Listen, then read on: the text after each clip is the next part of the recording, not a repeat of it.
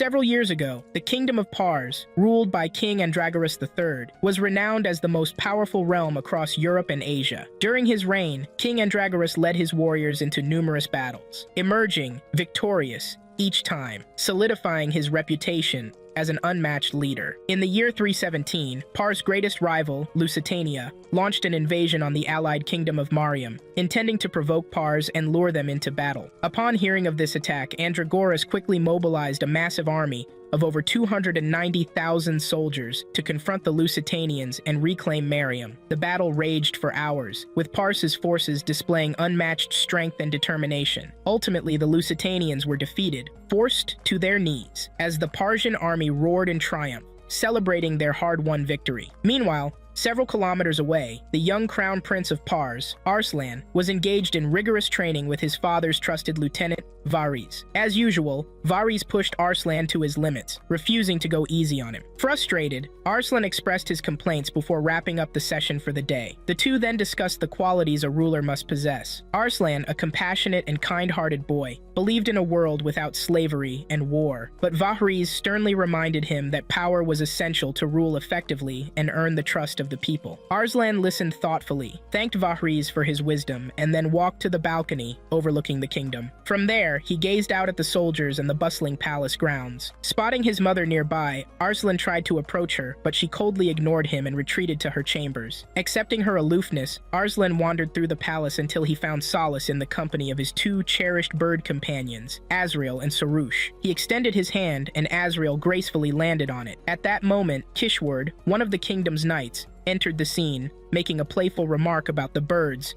before bowing to deliver important news. Kneeling before Arslan, Kishward informed him of his father's triumphant return to the kingdom. In a triumphant moment, Andragoras and his military commanders receive a grand welcome from the townspeople upon their return from battle. Young boys among the crowd marvel at their passing warriors, dreaming of following in their footsteps. While they mock the captured prisoners of war, young Arslan approaches on horseback to welcome his father. Yet Andragoras dismisses him, continuing his slow procession toward the palace. Accompanied by a guard, Arslan wanders into different parts of town, eventually reaching the slave market where Lusitanian prisoners of war are being priced. Nearby, three mischievous children approach a young Lusitanian soldier's cell to frighten him. Unbeknownst to them, the captive has concealed a blade in his shoe. Breaking free, he grabs Arslan as a hostage and flees through the town square, evading the pursuing guards. Word of the crisis reaches Ryo, the kingdom's cavalry captain and Varys' nephew, who immediately abandons his duties to search for Arslan. Meanwhile, Arslan and his captor navigate through the city, leaping across rooftops and balconies. During their escape,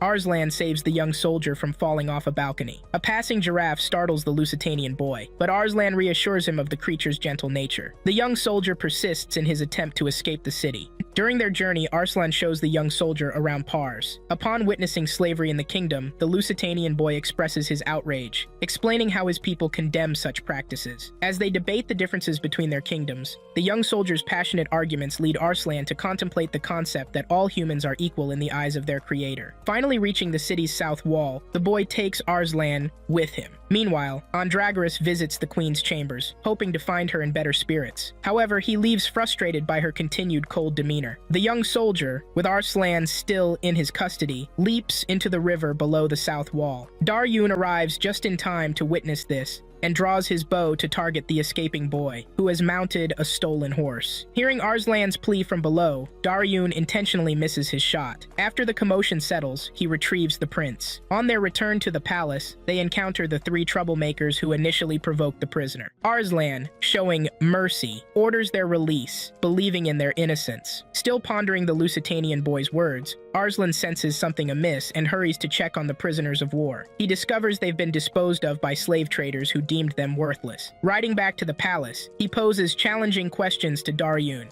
who advises him to wait until he becomes king for the answers. Arslan makes lighthearted remarks about his father before safely returning home. 3 years pass, and Lusitania once again attacks the kingdom of Mariam. Andragoras leads his army of 300,000 men, accompanied by 14-year-old Arslan on his first military campaign, a chance to prove his worth as the future king of Pars. Hours before the battle, Arslan loses another training session with Variz. A royal messenger arrives with urgent news from King Andragoras. War is imminent. The Kingdom of Pars mobilizes its forces to face Lusitania on the battlefield. Despite their smaller numbers, the Lusitanian army advances with unusual confidence, as if harboring a secret strategy. The Parsian army proceeds, dismissing any possibility of enemy traps. All 8 cavalry captains are summoned to ensure Lusitania's complete defeat. Captain Carlin explains the army's prowess to Arslan. When Azrael, the bird, returns from scouting with wet feathers, both Arslan and Carlan notice this detail. Carlan rushes forward to investigate, while Arslan sends Azrael back for another survey. A thick fog blankets the barren landscape. Arslan finds himself accompanied by the same 3 troublemakers from 3 years ago, now loyal soldiers who kneel before him. Vahriz appears, scolding Arslan for wandering too far. Before their proposed sparring match can begin, Vahriz is urgently summoned to the main camp regarding Darian's confrontation with the king. At the camp, Darian warns King Andragoras about a potential Lusitanian trap, suggesting betrayal within their ranks. The arrogant king dismisses these concerns, insulting both Darian and his friend Narcissus, the artist. Variz arrives just as tensions peak, striking his nephew for his insolence and begging the king's mercy. Andragoras allows Darian to prove his worth on the battlefield to maintain his position. After Darian's apology and departure, Arslan attempts to see his father but is promptly dismissed. Outside the royal tent,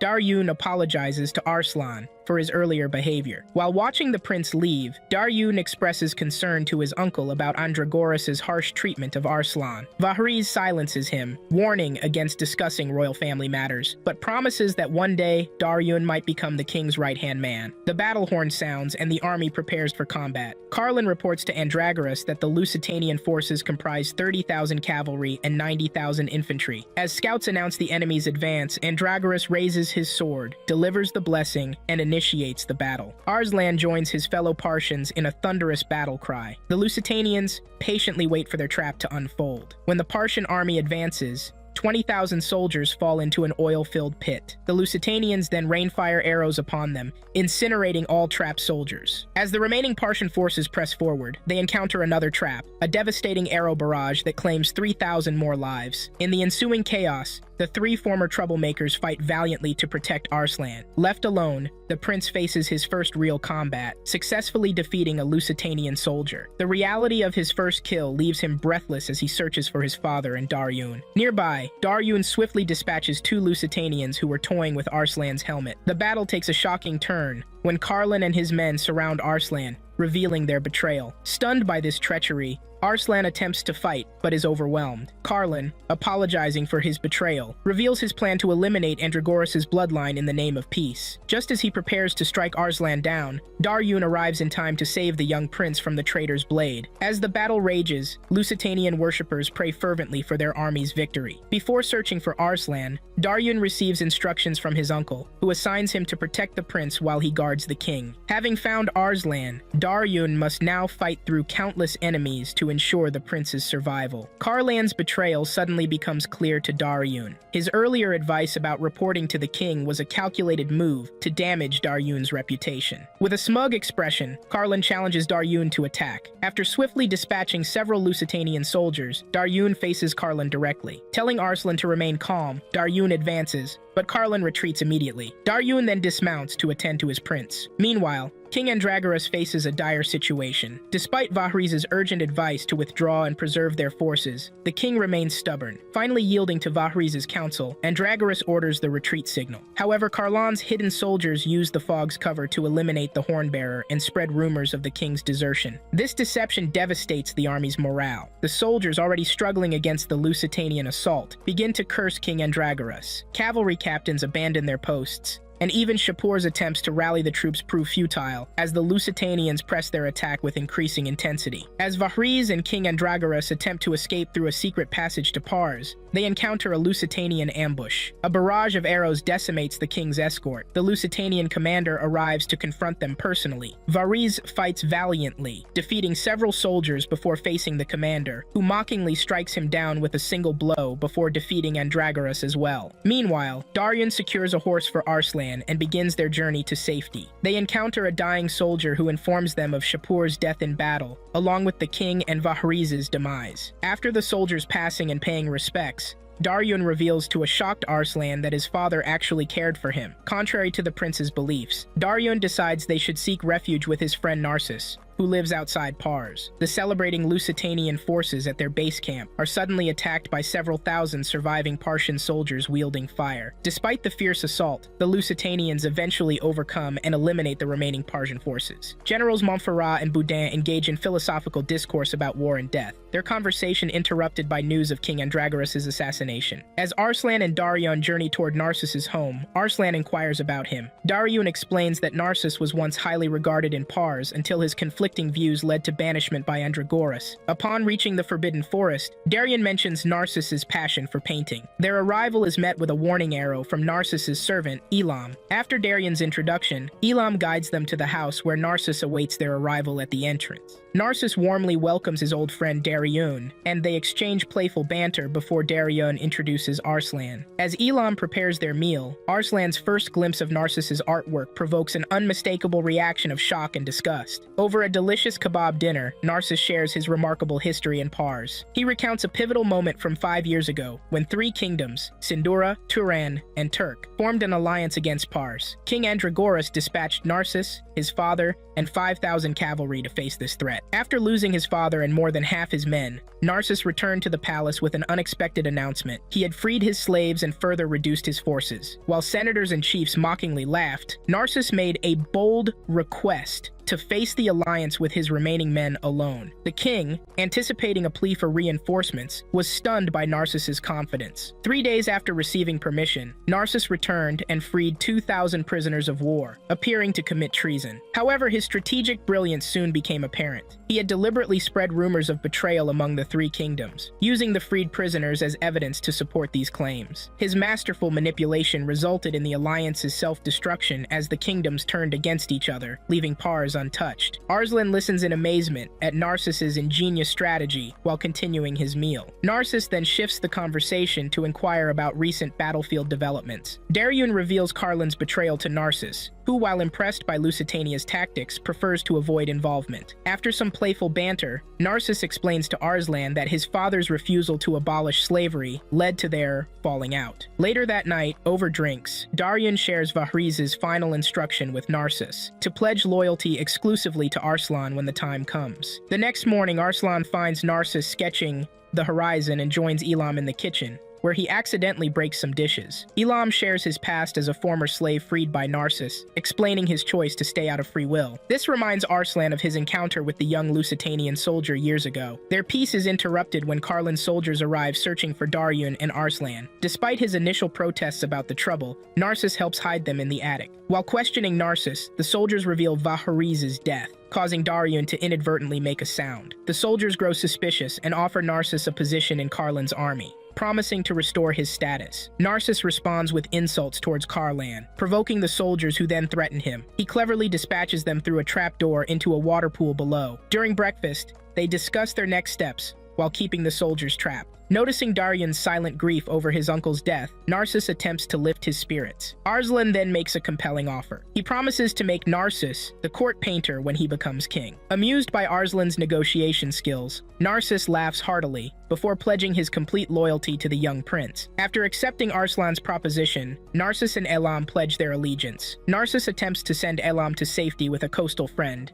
but Elam firmly refuses to leave his master's side. With Daryun and Arslan's support of Elam's decision, they prepare for departure to the royal capital. The soldiers trapped by Narcissus finally escape only to find their horses gone. The group takes refuge in a cave, where Elam's scouting reveals Carlin's soldiers searching throughout the forest. Narcissus devises a strategy to mislead their pursuers, demonstrating his tactical brilliance. When questioning Arslan about following his father's path, the young prince assures Narcissus that he'll never adopt Andragoras' arrogance, strengthening Narcissus' faith in the future king. At Peshawar Fortress, Captain Kishward receives devastating news about the Battle of Atropatene. The king is missing, and Lusitanian forces approach Ekbatana, the royal capital. He orders the gates sealed against the advancing enemy. The Lusitanians arrive, displaying a captured and brutalized Captain Shapur tied to a stake, demanding entry or they'll torture him further. When the Parsians refuse to yield, the Lusitanians begin tormenting Shapur mercilessly. Unable to bear the shame and pain, Shapur begs his fellow Parsians to end his life.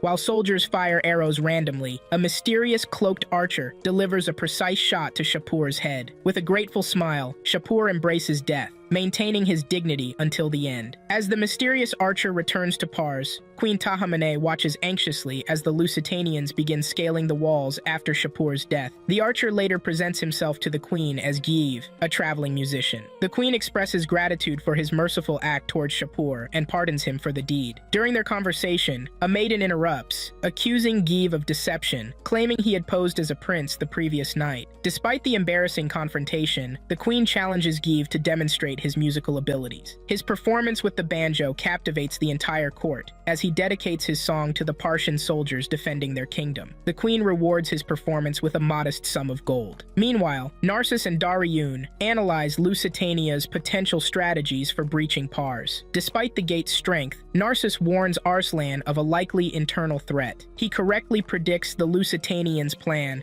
to exploit the slaves within Pars, a strategy that unfolds as Lusitanian forces scale the walls and promise freedom to the slaves in exchange for destroying the gates from within. Though Arslan is eager to save the royal capital, Narcissus counsels patience, explaining that 4 warriors cannot defeat an entire army. Meanwhile, the Lusitanians' promises of freedom resonate deeply with Pars's enslaved population. At the southern wall, Lord Garsh witnesses a horrifying sight, the displayed heads of Varis and others. When informed, Queen Tahamane briefly faints from shock. Cavalry Captain Sam joins Garsh to discuss recent events, with Garsh questioning the Queen's apparent lack of concern for Arslan. Their conversation is interrupted by news of slave rebellions, which Garsh attempts to suppress violently. Sam advises against such harsh measures, even as they respond to reports of slaves burning the temple. After executing 10 rebels, Sam warns that excessive violence will only fuel further unrest. As slave uprisings spread to the North Gate, Sam counsels the Queen to consider freeing the slaves with suitable compensation to quell the rebellion. The Queen promises to consider his suggestion. Meanwhile, Give observes these events from a high balcony,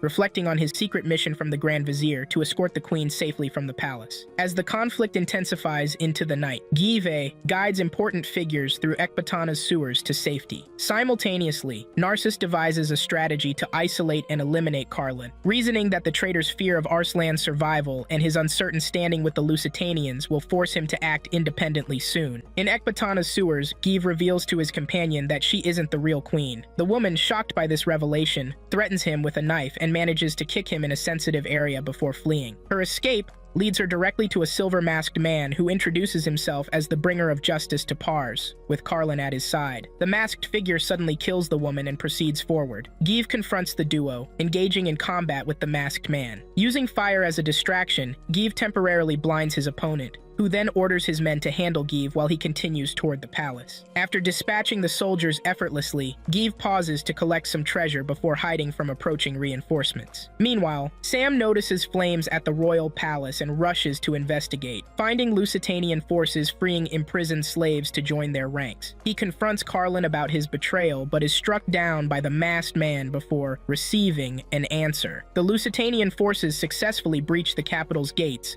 leading to Garsh's death in the ensuing chaos as they overtake the royal palace. In this tumultuous moment, a priestess dispatched by the queen begins her search for Arslan, while Narcissus leads his group in executing their plan to trap Carlin. In the capital of Ecbatana, chaos unfolded as Lusitanian soldiers mercilessly interrogated and beat slaves and commoners in a desperate attempt to uncover the whereabouts of Queen Tahamane. Amid the turmoil, their gluttonous king strutted into the city, boldly claiming the throne of Ecbatana for himself. As the city descended further into disorder, a mysterious figure, the man in the silver mask, wandered the streets. Disgusted by the brutality of the Lusitanians, he remained silent, quietly biding his time for the perfect moment to enact his plan. Rumors swirled through the kingdom that Queen Tahamane had been captured by the silver-masked man and was to be presented to the king of Lusitania. However, an ominous legend surrounded Tahamane. Any man who fell in love with her and sought to marry her met a tragic fate. Even her most recent husband, King Andragoras, had killed his own brother to claim her as his own. Before him, her previous suitors had also fought and slain each other for the chance to wed her. Despite this grim history, the king of Lusitania shocked his subordinates by announcing his intention to marry Tahamane. The very idea left them reeling, as they had expected him to reject such a perilous union. Yet, driven by ambition, or perhaps something darker, the king declared his desire to take the queen as his bride, setting the stage for further intrigue and danger. Almost immediately after learning of his brother's reckless plan to marry Queen Tahamane, Prince Guiscard, the more rational sibling of the gluttonous Lusitanian king, is horrified. Dropping everything, he rushes to the palace to confront his brother. He finds the king in the treasure room and tries to talk sense into him, reminding him of the ominous fate that has befallen every man who has married Tahamine. Yet the king, already ensnared by her allure, dismisses Guiscard's concerns, confidently declaring that nothing bad will happen to him. Frustrated and unable to reason with his brother, Guiscard storms back to his quarters, consumed with anger over what he sees as a colossal mistake. As he vents his frustrations, the man in the silver mask appears, urging him to stay calm and wait for events to unfold. The silver-masked man reassures Guiscard that, when the time is right, they will take action. After briefly discussing other matters, their meeting ends, leaving Guiscard simmering but slightly more composed. Meanwhile, chaos reigns in the streets of Pars in the aftermath of the war. Lusitanian soldiers, emboldened by their victory, run amok, taking whatever they desire without paying. Among the commotion, a familiar teenage boy from the Lusitanian army comes across a stall selling giraffes. The sight sparks a memory, and he eagerly asks the stall owner if they know anything about a white-haired boy. It's then revealed that this teenager is the same boy Arslan freed 3 years earlier. Now, he has returned to the city, determined to find his long-lost friend. Carlan, the traitor, contemplates his future when the man in the silver mask interrupts his thoughts, telling him to stop worrying and focus on preparing his men for battle. Carlan nods in agreement and leaves the room, overhearing Lusitanian soldiers mocking him as he walks past with his head lowered. Meanwhile, a boy sits by a fountain, lost in memories of the past. Carlin's soldiers begin parading through the streets as commoners gather to watch these traitors march proudly. Among the onlookers stands a woman in a white cloak. A Lusitanian soldier approaches her, leading her to an alley with ill intent. Once there, the woman removes her disguise and kills him. The boy, sensing the commotion, follows them only to find the dead soldier. Growing suspicious, he demands the woman reveal herself. When she tries to flee, he forcefully removes her cloak, discovering that she is actually a boy. Before he can make sense of this, slaves surround him, demanding rewards for helping the Lusitanian soldiers. Elam, the disguised individual, escapes and returns to report his findings. Narcissus anticipates Carlan's next moves, reasoning that a cunning strategist like him would burn every village in the area to eliminate Arslan's potential hiding places. Upon hearing about Carlan's possible actions, Arslan prepares to leave their hideout to confront him. Daryun and Narcissus finish their planning before joining Arslan's mission. In the mountains of Pars,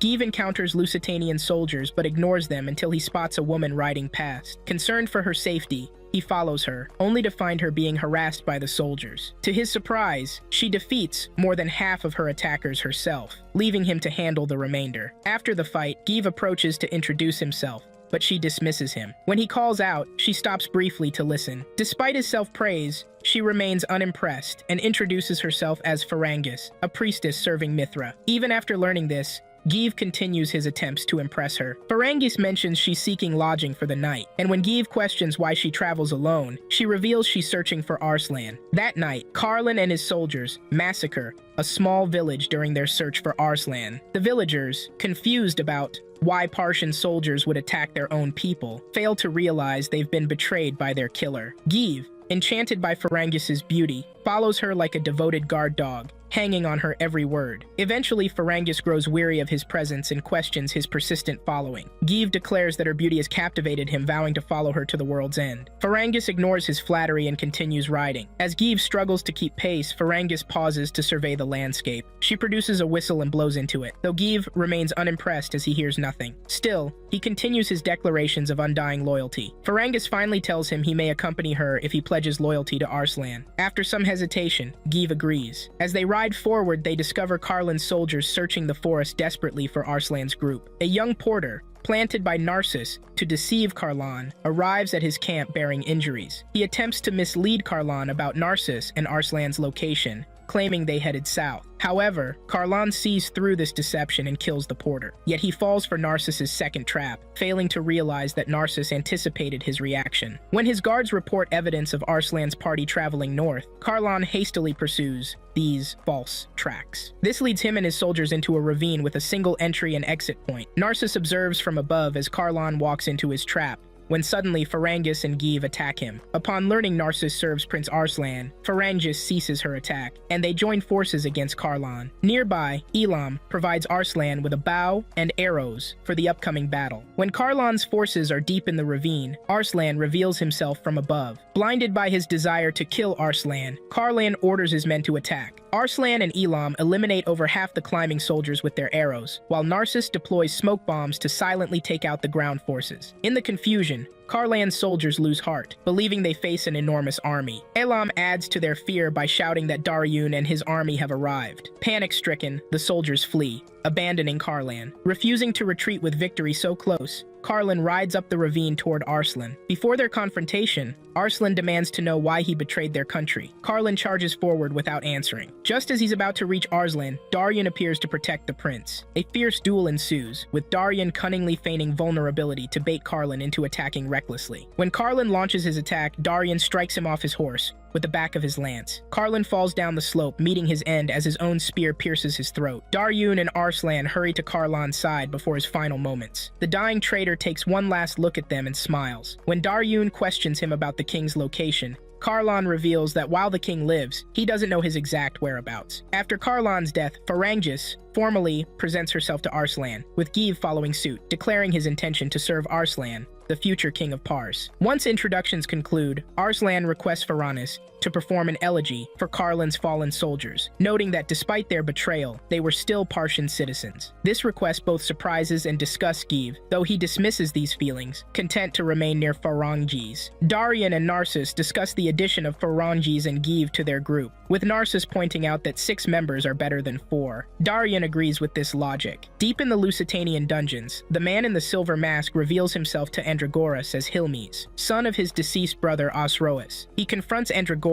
about killing his father 16 years ago to be with Tahamene. Hilmes demands Andragoras take a good look at him, the true heir to the Parsian throne, and witness what's to come. After meeting with Andragoras, Hilmes is called away by another masked figure who informs him of Karlan's death and those responsible. Hilmes frowns, wondering about Arslan's whereabouts. With his key player Karlan now dead, he must revise his strategy. Before departing, the masked man warns Hilmes that the Parsian sun shines for both him and Arslan. If he's not careful, Arslan might claim the throne right from under him. Several days after Karlan's death, Narcissus and Daryun disguise themselves and infiltrate Pars to locate Andragoras' prison. Meanwhile, King Innocentus of Lusitania finds his intended bride, Tahamene, in the palace courtyard. He approaches her, attempting to make her laugh, while she sits in disgusted silence, enduring his foolish chatter. Elsewhere, Archbishop Baudin grows increasingly frustrated with the king's recent impulsive decisions. He channels his anger toward Pars by burning the sacred historical texts in the royal library. As night falls, Baudin sets ablaze every sacred document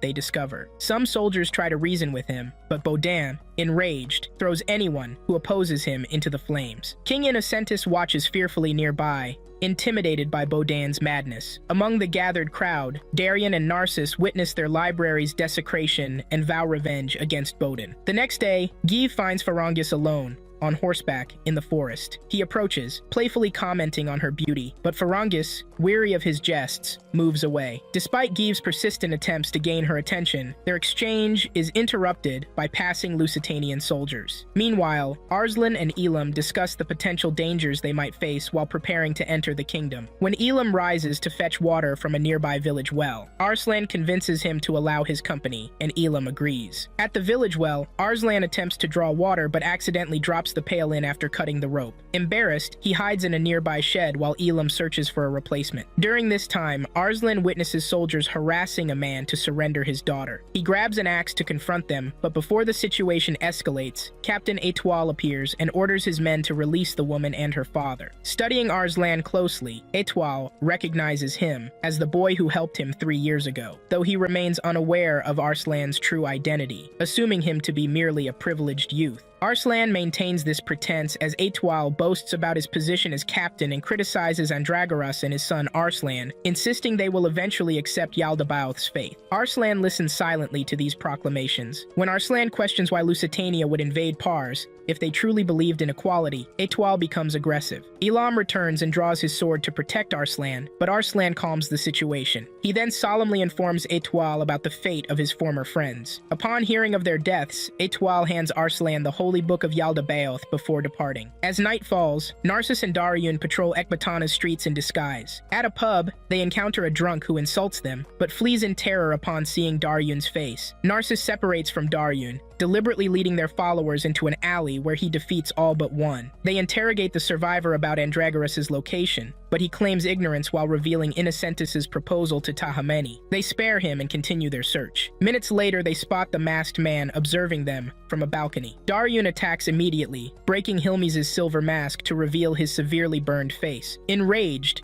Hilmes intensifies his attack as Narcissus joins the fight, introducing himself to an unimpressed Hilmes. Their battle continues until guards arrive, forcing Narcissus and Daryun to steal horses from the stables and flee the capital to devise a new strategy. Upon returning to the cave, Narcissus and Daryun report their findings to Arslan. When the prince suggests gathering more allies to combat the Lusitanians, Narcissus advises him to focus on his role as future king and leave strategic planning to him. Hours later, 400 soldiers discover their hideout, forcing them to flee on horseback. During the intense pursuit, they manage to eliminate several enemies while Daryun searches for a safe escape route. He discovers one and rejoins the group, leading them to Kashan's fortress, one of the few remaining strongholds loyal to Old Pars. Upon their arrival, fortress archers unleash a barrage of arrows on the pursuing Lusitanians from the walls, decimating their forces. Lord Hodir, the fortress master, welcomes them with a feast. During the meal, he speaks extensively to Arslan, attempting to arrange a marriage between the prince and his 13-year-old daughter. Arslan deflects this by sharing his plans to abolish slavery and establish equality, expecting resistance given the numerous slaves he observed outside. Surprisingly, Hodir expresses agreement with these reforms. After the feast, servants escort everyone to separate rooms, with Arslan placed alone despite Daryun's objections. The others eventually convince Daryun to accept this arrangement. Later, Hodir visits Arslan privately, prompting Daryun and Narcissus to discuss his motives. Narcissus deduces that Hodir aims to secure his family's royal connection through marriage. Following Hodir's departure, Arslan cleverly scales the walls from his balcony to reach his companion's window. Elam and the others nearly attack him before recognizing their prince. Arslan reveals that Hodir advised against freeing the slaves, claiming it would destroy Partian traditions, and pressed the marriage proposal again. Narcissus laughs at this predictable development and begins outlining their next move. Ferengis, sensing someone lurking by her window, moves stealthily to investigate. She opens the door and nearly hurls Give several stories down, but he quickly explains that he's there with a message from the Lord Tactician. Attempting to charm her, Give diffuses the tension, though Ferengis remains skeptical of his intentions. Elsewhere, Daryun lies awake, troubled by memories of his last encounter with Carlin. Rising from his bed,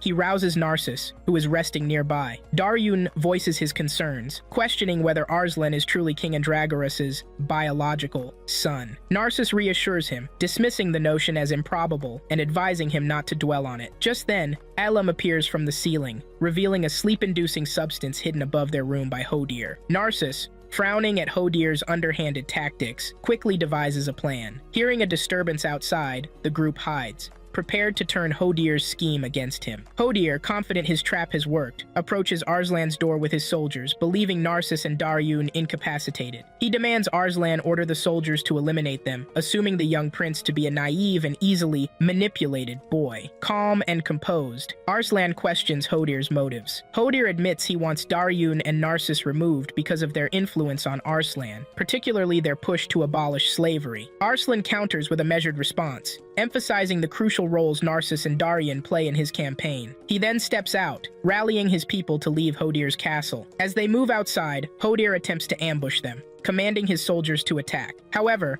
Phalanges anticipates his move and swiftly neutralizes the approaching soldiers. Enraged, Hodir orders his forces to advance. Daryun dismounts his horse, warning the soldiers to think twice before engaging him. Intimidated, they hesitate, but Hodir presses on, commanding his archers to fire. Elam's earlier plan proves effective as the archers find their bowstrings cut and their attack thwarted. Infuriated, Hodir orders his men to capture Arslan. A fight ensues, with Hodir's forces overwhelmed by Arslan's companions. As the situation escalates, Daryun gives Hodir one final chance to surrender. Ignoring the warning, Hodir lunges at Arslan, intent on killing him. In response, Daryun strikes decisively, ending Hodir's life with a thrust of his sword. Following Hodir's death, Arslan goes to the dungeons to free the enslaved people. To his surprise, the slaves react with hostility, charging at him in anger over the loss of their generous master. Once safe, Arslan questions Narcissus about their reaction. Narcissus explains that the slaves preferred servitude under a benevolent master to the uncertainty of freedom and survival on their own. This revelation prompts Arslan to reconsider his views on slavery, reflecting deeply on how to lead his people effectively. Narcissus, however, encourages him to stay true to his path of righteousness,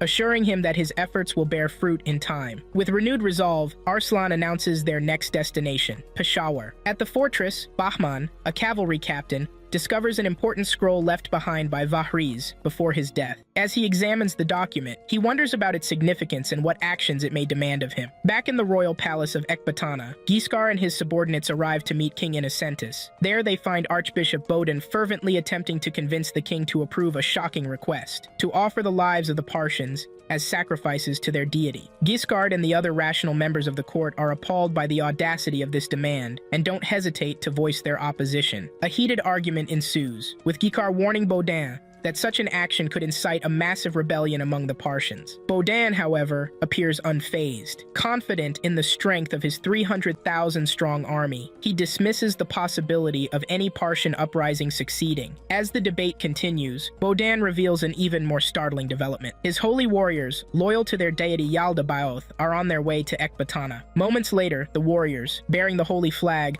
of Lusitania's creator, arrive at the capital, their presence casting an ominous shadow over the already tense atmosphere. Elsewhere, Sam, long presumed dead, regains consciousness on his sickbed. Confused and disoriented, he struggles to understand why he is still alive. His bewilderment deepens when Hilmiz, the man in the silver mask, appears before him. Introducing himself, Hilmiz delivers a cryptic message that leaves Sam wide-eyed with shock. Without further explanation, Hilmiz dons his mask and departs, leaving Sam to ponder his words. Meanwhile, Arslan and his companions continue their journey to Peshawar. Deep in thought, Arslan reflects on his conversation with Narcissus from the previous night. So engrossed is he in his musings that he forgets to stop and rest their horses. Elam eventually halts and gently reminds Arslan to take a break, snapping him out of his reverie. The two engage in a brief conversation about Elam's future before resuming their journey. Observing Arslan's behavior, Give is surprised by the prince's unassuming demeanor and questions Narcissus about it. Narcissus explains that Arslan's actions stem from his kind heart and his refusal to take those around him for granted. Hearing this, Give smiles, gaining a newfound respect for Arslan and the compassionate king he is destined to become. Elsewhere, Hilm stares into a mirror, his gaze fixed on the deep scars that mar his face. The sight stirs painful memories, pulling him back to the darkest night of his life. The night Andragora set his father's room ablaze, trapping them both inside. Hilm has barely escaped with his life, enduring severe burns to his face in the process. Snapping back to the present, a maid enters his room to clean, and Hilmiz briefly harasses her before sharply questioning her purpose. The maid informs him of a visitor, prompting Hilmiz to put his mask back on and meet them. The visitor turns out to be Zande, the son of Carlin, who has come to seek Hilmiz's permission and resources to hunt down Daryun and avenge his father's death. Hilmiz, unimpressed by Zande's confidence, mocks him briefly, but ultimately provides him with the manpower he requests to carry out his mission. By nightfall, Ferengis performs a ritual by the river, chanting softly as she senses something unusual. Her findings reveal a group of bloodthirsty individuals on their trail. Wasting no time, she warns the group, allowing them to prepare for the impending danger. Moments later, Lusitanian soldiers arrive, led by none other than Xanda as their captain. Acting quickly, Narcissus leads the group deeper into the forest, attempting to evade their pursuers. Along the way, Narcissus and Daryun discreetly split from the others, doubling back to confront the attackers. Phalanges soon joins them, unleashing her deadly precision to take down as many enemies as possible. The skirmish continues until Xanda himself steps forward,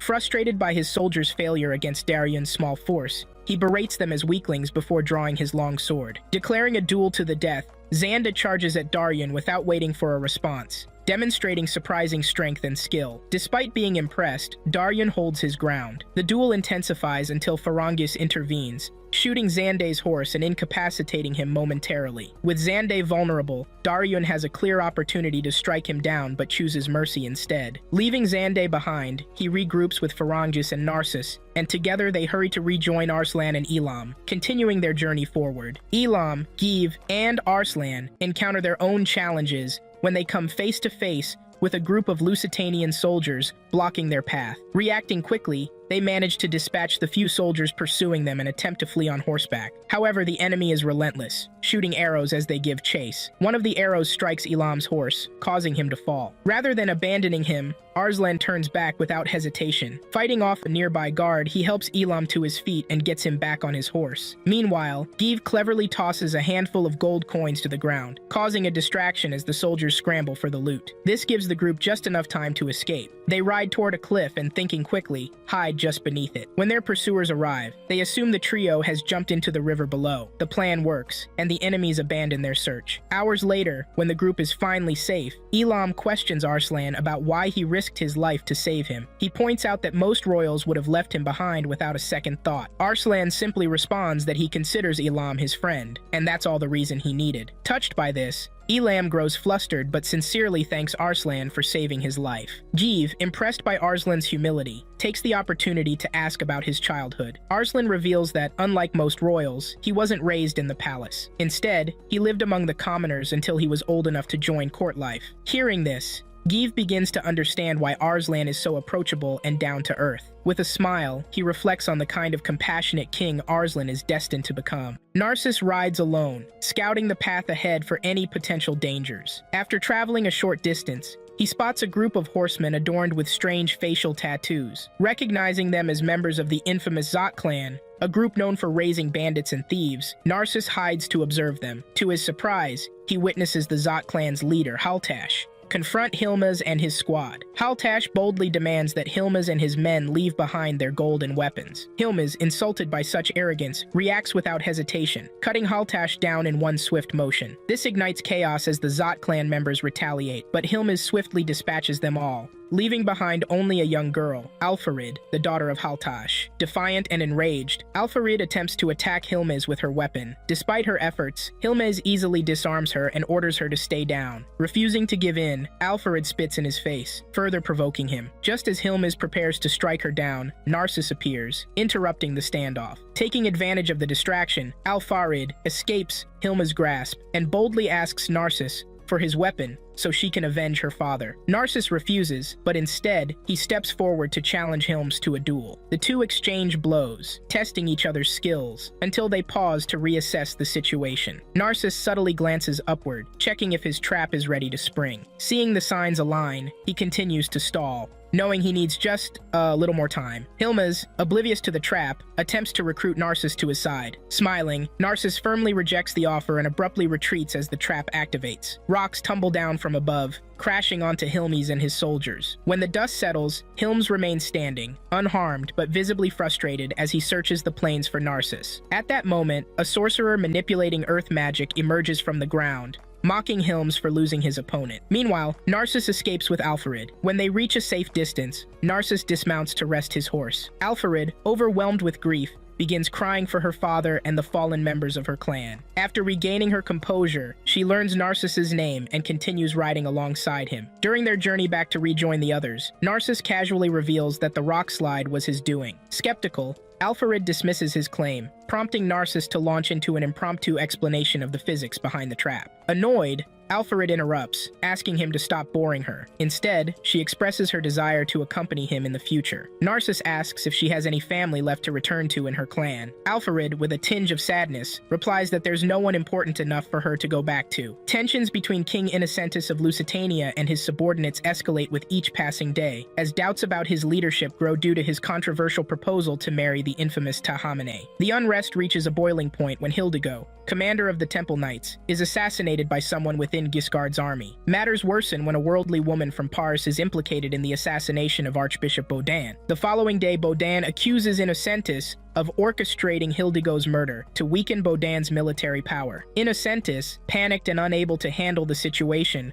calls on his younger brother Guiscard to defend him. Aware of the true events, Guiscard redirects the blame onto Baudin, pointing out that Hildigo's disgraceful death alongside a harlot renders him unworthy of his holy title. Guiscard firmly puts Baudin in his place, reminding him that he is merely an archbishop and warning him not to overstep his authority. Humiliated, Baudin takes his holy knights and departs Ekbatana. Meanwhile, Arslan and Elam continue their journey toward Peshawar. Along the way, they come across a legendary city and pause to discuss its history. Give, scouting ahead, calls out to them, revealing that Peshawar is now within reach. Farther back, Daryun and Farangis push on to catch up with Arslan and the others. However, Zande, relentless in his pursuit, finally catches up to them, accompanied by the earth-traveling sorcerer. Upon reaching them, Zande challenges Daryun to another duel to the death, with the sorcerer assisting him this time. Daryun and Farangis quickly recognize the sorcerer's danger and try to avoid his attacks while battling Zande. Zande launches a ferocious assault on Daryun, and the sorcerer gets dangerously close to dealing a critical blow. Just in time, Arslan arrives to strike at the sorcerer, creating a distraction. Sensing the opportunity, the sorcerer shifts his focus to Arslan, charging toward him with lethal intent. Pinned down by Zande, Daryun sees the imminent danger and summons all his strength to break free. With lightning speed, he rushes toward the sorcerer, waiting for him to materialize fully before delivering a decisive stab. With the sorcerer defeated, Daryun turns back to Zande, disarming him with ease. Realizing he is outnumbered, Zande attempts to flee, but Farangis, showing pity, shoots an arrow that knocks him down. The battle over, Daryun apologizes to Arslan for leaving him vulnerable during the fight. Arslan reassures him, expressing gratitude for Elam's timely intervention and showing remarkable maturity in his response. Moved by Arslan's words and growth, Daryun swears a renewed vow of loyalty. This time, his pledge is not to the throne, but to the man Arslan is becoming, promising to protect him with his life for as long as he lives. After Daryun's renewed vow of loyalty to Arslan, the group continued their journey to the fortress of Peshawar. Along the way, they encountered a group of Lusitanian soldiers who launched an attack. Just when the situation seemed dire, Kishward, Azrael the Bird, and a contingent of Peshawar soldiers arrived to assist. They swiftly took down several Lusitanians and forced the rest to retreat. Once the skirmish was over, Narcissus appeared with Alfarid, reuniting with Arslan and the others. The group gathered to greet Kishward and his soldiers, with Arslan expressing his relief and joy at seeing one of his father's trusted allies alive and well. Hoping for more reunions with loyal Parsians, Arslan thanked Kishward for his timely assistance. During the introductions, Alfarid introduced herself as Narcissus's wife, shocking Arslan and his companions. The group was too stunned to question her, and the matter lingered in awkward silence as they entered the gates of Peshawar Fortress. Inside the fortress, the Parsian soldiers cheered for Arslan, welcoming their prince with open arms. As they made their way through the fortress, the group confronted Narcissus about his supposed marriage to Alfarid. Tired of their questioning, Narcissus urged Alfarid to clarify the situation. Smirking, Alfarid confessed that while they weren't officially married, she claimed they loved each other. Narcissus frowned and corrected her, pointing out that he had simply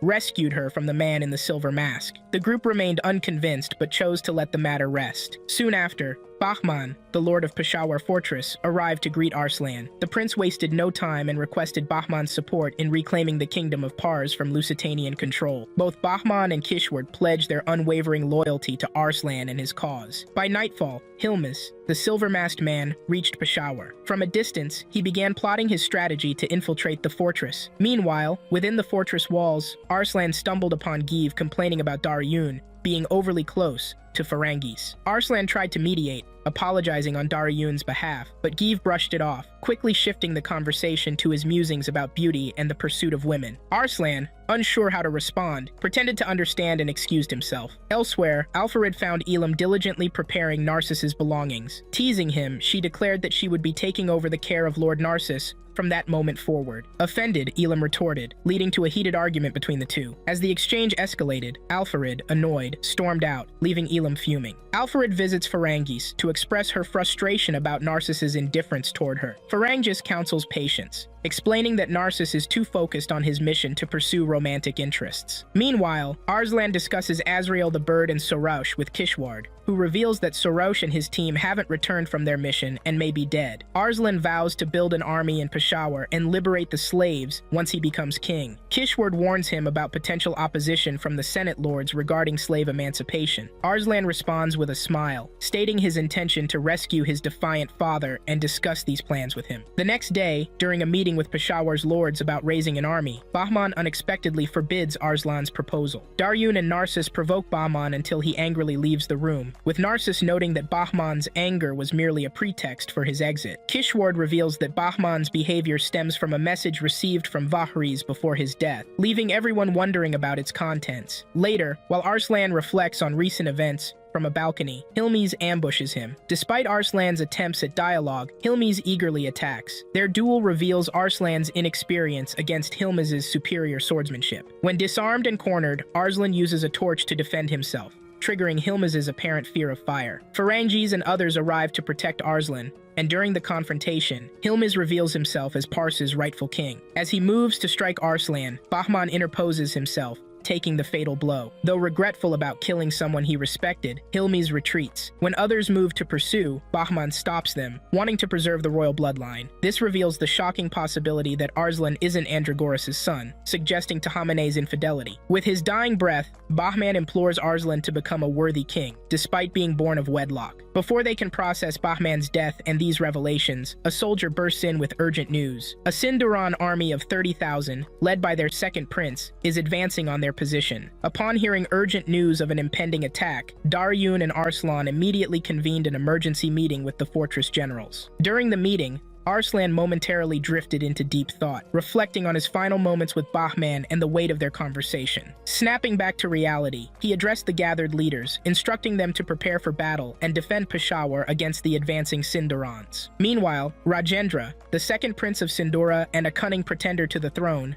led his troops through the snowy forest, intent on laying siege to Peshawar fortress. One of his generals rode alongside him, cautioning against attacking the fortress on such a cold winter night. Rajendra dismissed the advice, arguing that this was the perfect time to strike, with Pars weakened and vulnerable. Additionally, he was eager to score an easy victory over his elder brother, Godhevi, the first prince of Sindora, and prove his worthiness to claim the throne. The general, resigned to Rajendra's determination, fell silent and continued riding. Back at the fortress, Arslan and his companions finalized preparations for the defense. Once the soldiers were ready, Narcissus and Daryun approached Arslan to seek permission to lead the forces into battle. Concerned, Arslan expressed his desire to join them on the front lines. However, Narcissus and Daryun urged him to stay behind, emphasizing the importance of preserving his safety and allowing his commanders to handle the fight. Reluctantly, Arslan agreed and stayed back at the fortress. As they descended the stairs to join the troops, Narcissus and Daryun discussed Arslan's recent behavior. Both were worried that his growing responsibilities and burdens might cause him to lose sight of his righteous ideals. Narcissus, however, reassured Daryun, reminding him of Arslan's inherent goodness and resilience. Meanwhile, just outside Peshawar, Hilmiz and his earth sorcerer, who had been spying on the fortress and Arslan's movements, decided to retreat to the royal capital, leaving the stage set for the upcoming battle. Narcissus and Daryun lead 10,000 soldiers from the fortress to confront the Sindaran army. When Daryun expresses concern about the enemy's superior numbers, Narcissus explains his strategy based on the three principles of war: heaven's time, optimal timing; terrain's advantage, geographical benefits; and people's harmony, enemy morale. Planning to exploit the Sindaran's ignorance of these principles, Narcissus outlines a three-part strategy: attack at night when they're fatigued, use Pars's unfamiliar terrain and weather to their advantage, and manipulate Prince Godhevi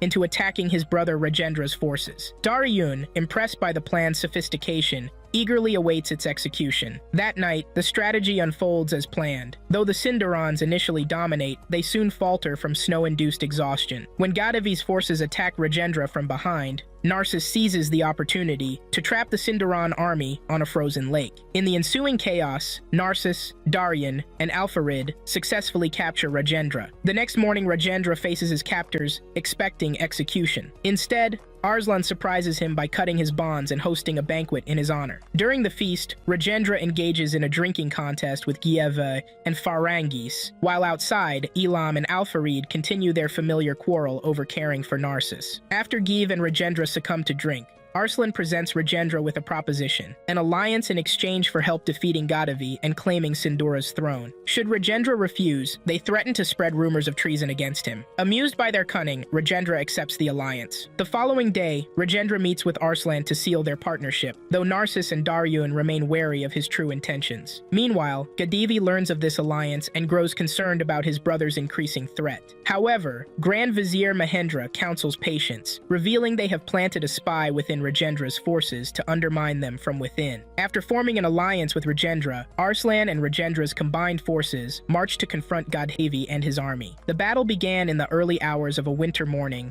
and raged on until Gotoubun's forces were finally driven into retreat. With victory secured, Rajendra approached Arslan, showering him with congratulations and excessive flattery, praising his pivotal role in the triumph. However, Narcissus and Daryun grew increasingly wary of Rajendra's intentions, suspecting the cunning prince of harboring ulterior motives. They watched silently as he continued to chatter, calculating what schemes might be hidden beneath his words. Meanwhile, not far away, Jaswant, a spy planted by Mahendra, observed the state of Rajendra and Arslan's army from a distance. As the new year approached, Pars prepared for celebrations. Arslan participated in a symbolic coronation ceremony organized by the soldiers, formally recognizing him as their lord and king. Following the ceremony, the troops gathered for a grand banquet, indulging in food and revelry. Give predictably gravitated toward Ferengis, while Al-Farid busied herself by pestering Narcissus and Elam. Amid the festivities, Arslan took a moment to step outside for fresh air. It was there that Rajendra approached him, requesting a private discussion. Later that night, Arslan and his trusted companions convened a meeting to analyze Rajendra's strategies. After careful deliberation, Narcissus deduced that Rajendra intended to use Arslan and his forces as a decoy, aiming to eliminate both Gotoubun and Pars in one swift stroke. To counter this treachery, Narcissus proposed a strategy. Let Rajendra believe they were falling into his trap, only to turn the tables on him at the right moment. He outlined a series of demands they could make to gain Rajendra's cooperation, while subtly undermining his plans. Though Arslan didn't fully grasp the complexities of the scheme, he trusted Narcissus' judgment and agreed to proceed. 2 days later, Jaswant arrived at the camp and offered his services as a guide for Arslan's forces on the battlefield. Arslan accepted, welcoming him into their ranks. Jaswant soon wandered deeper into the camp, where he encountered Give.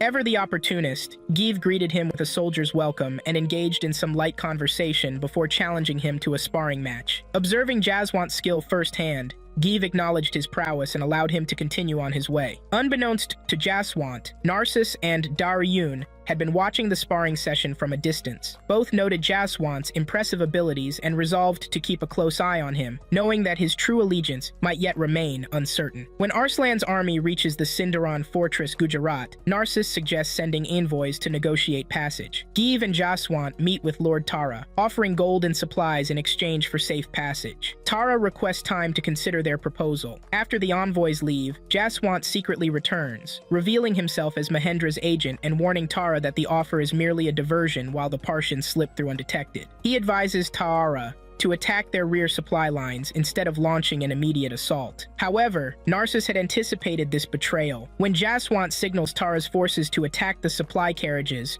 Parshan soldiers emerge and overwhelm them. Give captures Jaswant from his hiding spot in the trees, while Daryun defeats Tara's last-ditch attempt to reach Arslan, sending his forces into retreat. The next day, Arslan confronts Jaswant about his betrayal. Jaswant explains his unwavering loyalty to Mahendra, the only person who ever showed him kindness. To everyone's surprise, Arslan chooses to free Jaswant rather than punish him. That evening, Elam and Alfarid continue their rivalry over caring for Narcissus, seeking his preference for their cooking. Narcissus diplomatically accepts both their offers. Later, he discusses Arslan's parentage with Daryun, concluding that despite potentially lacking royal blood, Arslan remains the most suitable candidate for kingship. Meanwhile, Gotoubun rages upon learning about Gujarat's fall, struggling to comprehend Arslan's role in the defeat. Mahendra calms him, mentioning their war elephants as their remaining advantage against the Parshans. The day ends with Daryun finding a troubled Arslan on his balcony, concerned about his questionable royal lineage. Daryun kneels before him, pledging his continued support and affirming Arslan's destiny as Pars's future king, regardless of his bloodline. At the fortress of Gujarat, news reached Arslan about Gotoubun and his infamous war elephants advancing with an army of 150,000 soldiers. The sheer strength of the elephants posed a daunting challenge, prompting Arslan,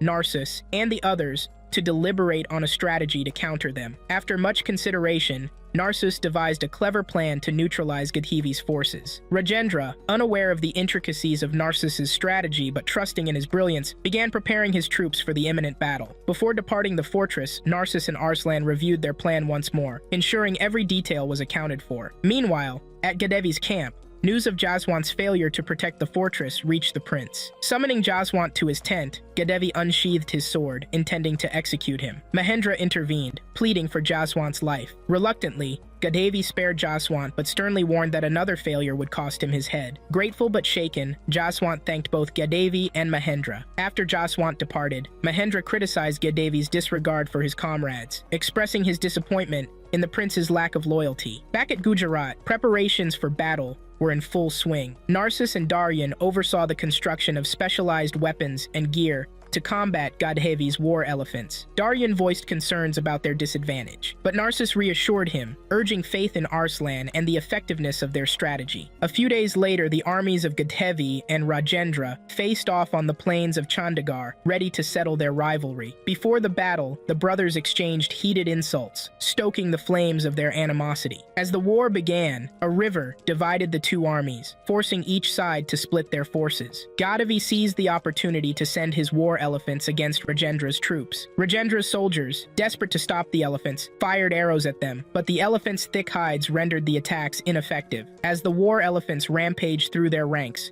trampling soldiers with terrifying ease, panic spread through Rajendra's army. Each moment brought more losses, and despair began to take hold. To make matters worse, reports came that Gotoubun had dispatched a portion of his forces to trap the Parshans at the fortress, further complicating Rajendra's position. Just as hope seemed lost, Arslan and his Parshan forces arrived on the battlefield, cutting through enemy soldiers with precision and determination. Rajendra, astounded by their unexpected arrival, rushed to Arslan's side, demanding to know how they had bypassed Gotoubun's blockade. Narsus revealed their clever deception. They had used paper soldiers to create the illusion of a fully manned fortress, tricking Gotoubun's troops into holding their position unnecessarily. Rajendra, impressed by the ingenuity, laughed at the dirty trick and welcomed the Parshans' aid. With Arslan's forces now fully engaged, the tide of battle began to shift. The Parshans fought valiantly, clearing a path toward victory as Rajendra's soldiers regained their morale under the banner of hope. Frustrated by the Parshans decimating his forces, Gotoubun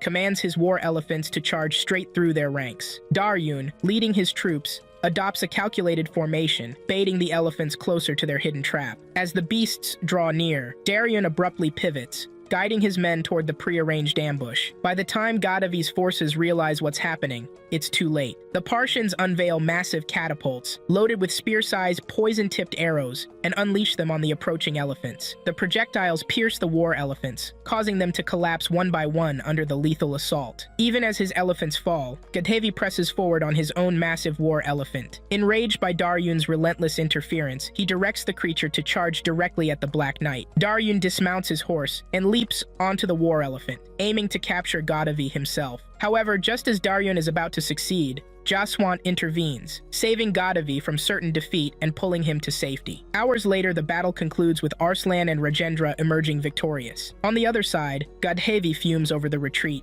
berating Jaswant and Mahendra for failing to secure victory despite how close it seemed. Mahendra defends Jaswant, explaining that his actions were motivated by loyalty and a desire to protect Gotoubun. Gotoubun, however, dismisses their efforts with disdain, unwilling to acknowledge their sacrifices. After Gotoubun storms off, Mahendra consoles Jaswant, reminding him that he acted nobly in saving his prince, regardless of Gotoubun's ingratitude. Their conversation is interrupted when a servant bursts in with urgent news. The king has awoken from his slumber. Gotoubun hurries to his father's chambers, where the ailing king demands to see both of his sons. When Gotoubun claims that Rajendra is absent from the capital and accuses him of plotting regicide, the king sees through the deception. Unwilling to crown Gotoubun outright, he declares that the throne will be decided by a duel between the two brothers, leaving the outcome to divine will. News of the impending duel spreads quickly, and Arslan's camp is soon informed. Rajendra, panicked, turns to Arslan's group for help, imploring Daryun to act as his proxy in the duel. Hearing this, Arslan is both amused and intrigued by Rajendra's audacity, recognizing the cunning prince's desperation to secure his survival. The stage is set for a battle that will determine the future of Sindura's throne. After hearing Rajendra's plea, Daryun initially declines to serve as his proxy, stating he would only consider it if Arslan explicitly approved. Desperate, Rajendra turned to Arslan, begging him to grant Daryun permission. Arslan hesitated, unsure of the implications, but after some thought, he reluctantly asked Daryun to accept the request. Respecting Arslan's wishes, Daryun agreed to fight on Rajendra's behalf. That evening, Narcissus couldn't resist teasing Daryun about his upcoming duel, pointing out the humor in Daryun fighting to secure Rajendra's ambitions. Joking aside, Narcissus emphasized how a victory would not only bolster Rajendra's position, but also strengthen Arslan's campaign by securing Sindura's alliance. Daryun, as ever, listened patiently, fully aware of the weight of the task ahead. Meanwhile, at the Sindaran Palace, Godhevi erupted in anger upon learning that Rajendra had chosen Daryun, the fearsome Black Knight, as his proxy. Furious at the thought of being overshadowed, Godhevi resolved to respond with equal force. After deliberating, he decided to select Bahadur, a brutal and unhinged warrior known as the Raging Animal, to fight as his proxy. Mahendra, concerned by Godhevi's choice, warned him about the dangers of relying on someone as unstable as Bahadur. However, Godhevi, blinded by his need to crush Daryun and secure victory,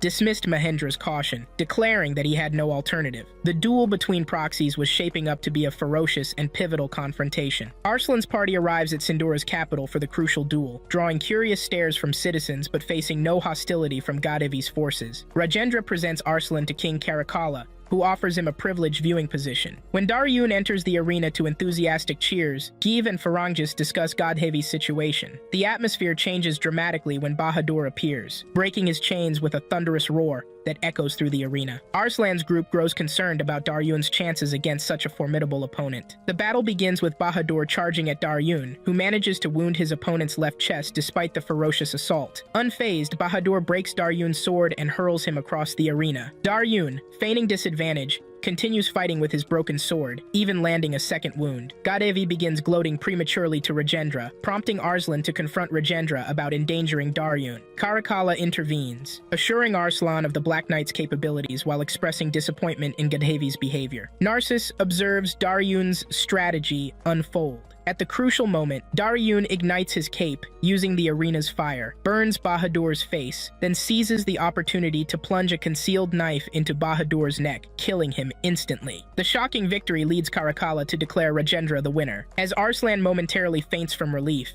Godhevi launches an immediate rebellion, ordering his soldiers to attack Rajendra. Arslan's group attempts to escape but encounters Godhevi's forces in the corridor. While Farangjis, Giv, Elam, and Narcissus fight off the soldiers, a lone attacker nearly reaches Arslan. Unexpectedly, Jaswant appears, defeats the soldier, and escorts Arslan to safety. In a crucial moment, Mahendra attempts to reason with Godhevi about accepting their defeat. However, enraged by Mahendra's words, Godhevi delivers a deadly sword strike to him. This shocking act causes the fighting to briefly halt. Daryun then addresses the soldiers, challenging them to stop fighting or face him in another duel. Impressed by his strength, the soldiers declare Daryun their Nani, greatest warrior of the day. Through his arrogance, Godhevi loses not only the battle, but also the loyalty of his soldiers. Rajendra, who becomes the new Sindaran king, commands his men to seize Godhevi. As Godhevi is taken away, Jaswant rushes to Mahendra's side to hear his final words. Mahendra thanks Jaswant for being like a good son and makes him promise to avoid the wrong path in life, hoping to spare him from a fate like his own. As the only person who truly cared for Jaswant takes his last breath, his heartbreaking cries echo throughout the kingdom. In February 321 AD, Rajendra emerges victorious from the duel and becomes Sindura's interim king. He stays by his dying father's side, where Karakala pleads with him to forgive Godhevi's attempt on his life. Rajendra assures his father he won't punish his elder brother. Karakala, grateful for his son's strength of character, smiles before peacefully passing away in his royal bed. Later, thousands of Sindaran citizens in mourning attire gather around the palace to grieve their king's death. Rajendra weeps by his father's coffin, but Narcissus, Daryun, Arslan, and their companions observe how convincingly Rajendra performs grief, even seeming to fool himself about caring for his father. After the funeral ceremonies, Godhevi is released and absolved of charges. He finds Arslan waiting outside his cell, and thanks him for securing his release. Arslan dismisses the gratitude and departs, encountering Jaswan on his way. While walking together, Arslan confides in Jaswan about doubting his parentage, yet mentions that Narcissus and Darien still consider him the best choice to rule Pars. He humbly invites Jaswant to join his cause and fight alongside him. Before Jaswant can respond, Rajendra interrupts to invite Arslan to a banquet honoring Gadhavi. During the banquet, Narcissus and the others speculate about Rajendra's true intentions, suspecting he plans to intoxicate Gadhavi before eliminating him. Gadhavi, visibly distressed, kneels before his brother, begging forgiveness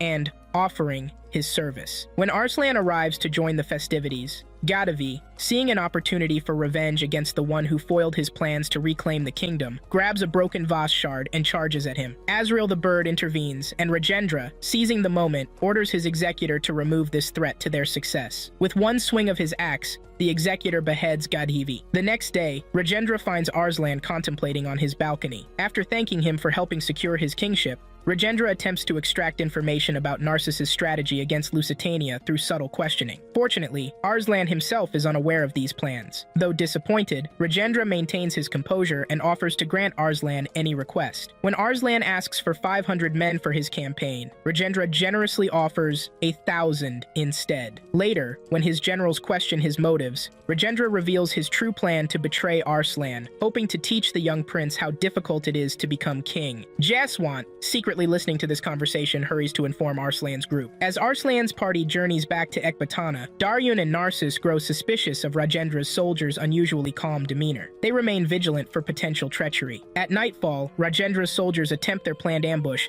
on the sleeping Partian camp. Rajendra, positioned nearby, gives the attack signal, only to discover he's fallen into his own trap. Narcissus and Daryon had anticipated the betrayal and prepared accordingly. Attempting to flee amid the chaos, Rajendra is intercepted by Give and Ferangis. Arslan regards him with disappointment at this second betrayal. In a final desperate move, Rajendra throws a concealed knife at Arslan, but Jaswant intervenes and blocks it. Once captured, Rajendra faces his humiliated soldiers while maintaining an unrepentant smile, asking about his punishment. Narcissus presents him with two choices: either accompany them, leaving Sindora without leadership for 2 years, or sign a 3-year peace treaty with Pars. Rajendra chooses the treaty and retreats in disgrace. Afterward, Arslan confides in Daryon about his inability to hate Rajendra despite his repeated betrayals. His companions reassure him this isn't a fault. Grateful for such loyal supporters, Arslan's moment is crowned when Jaswant finally appears and pledges his allegiance to Arslan's cause. During a balcony meeting with Hilmaze, known as Silver Mask, Giscard expresses his frustration with Bodin's vengeful tactics. The demands are particularly severe. Bodin insists that Innocentus execute both Tahamane and Andragoras, then publicly confess his sins to their creator and beg the people's forgiveness. While Giscard and Silver Mask initially consider a direct assault on the fortress of Zabel, they hesitate due to its formidable garrison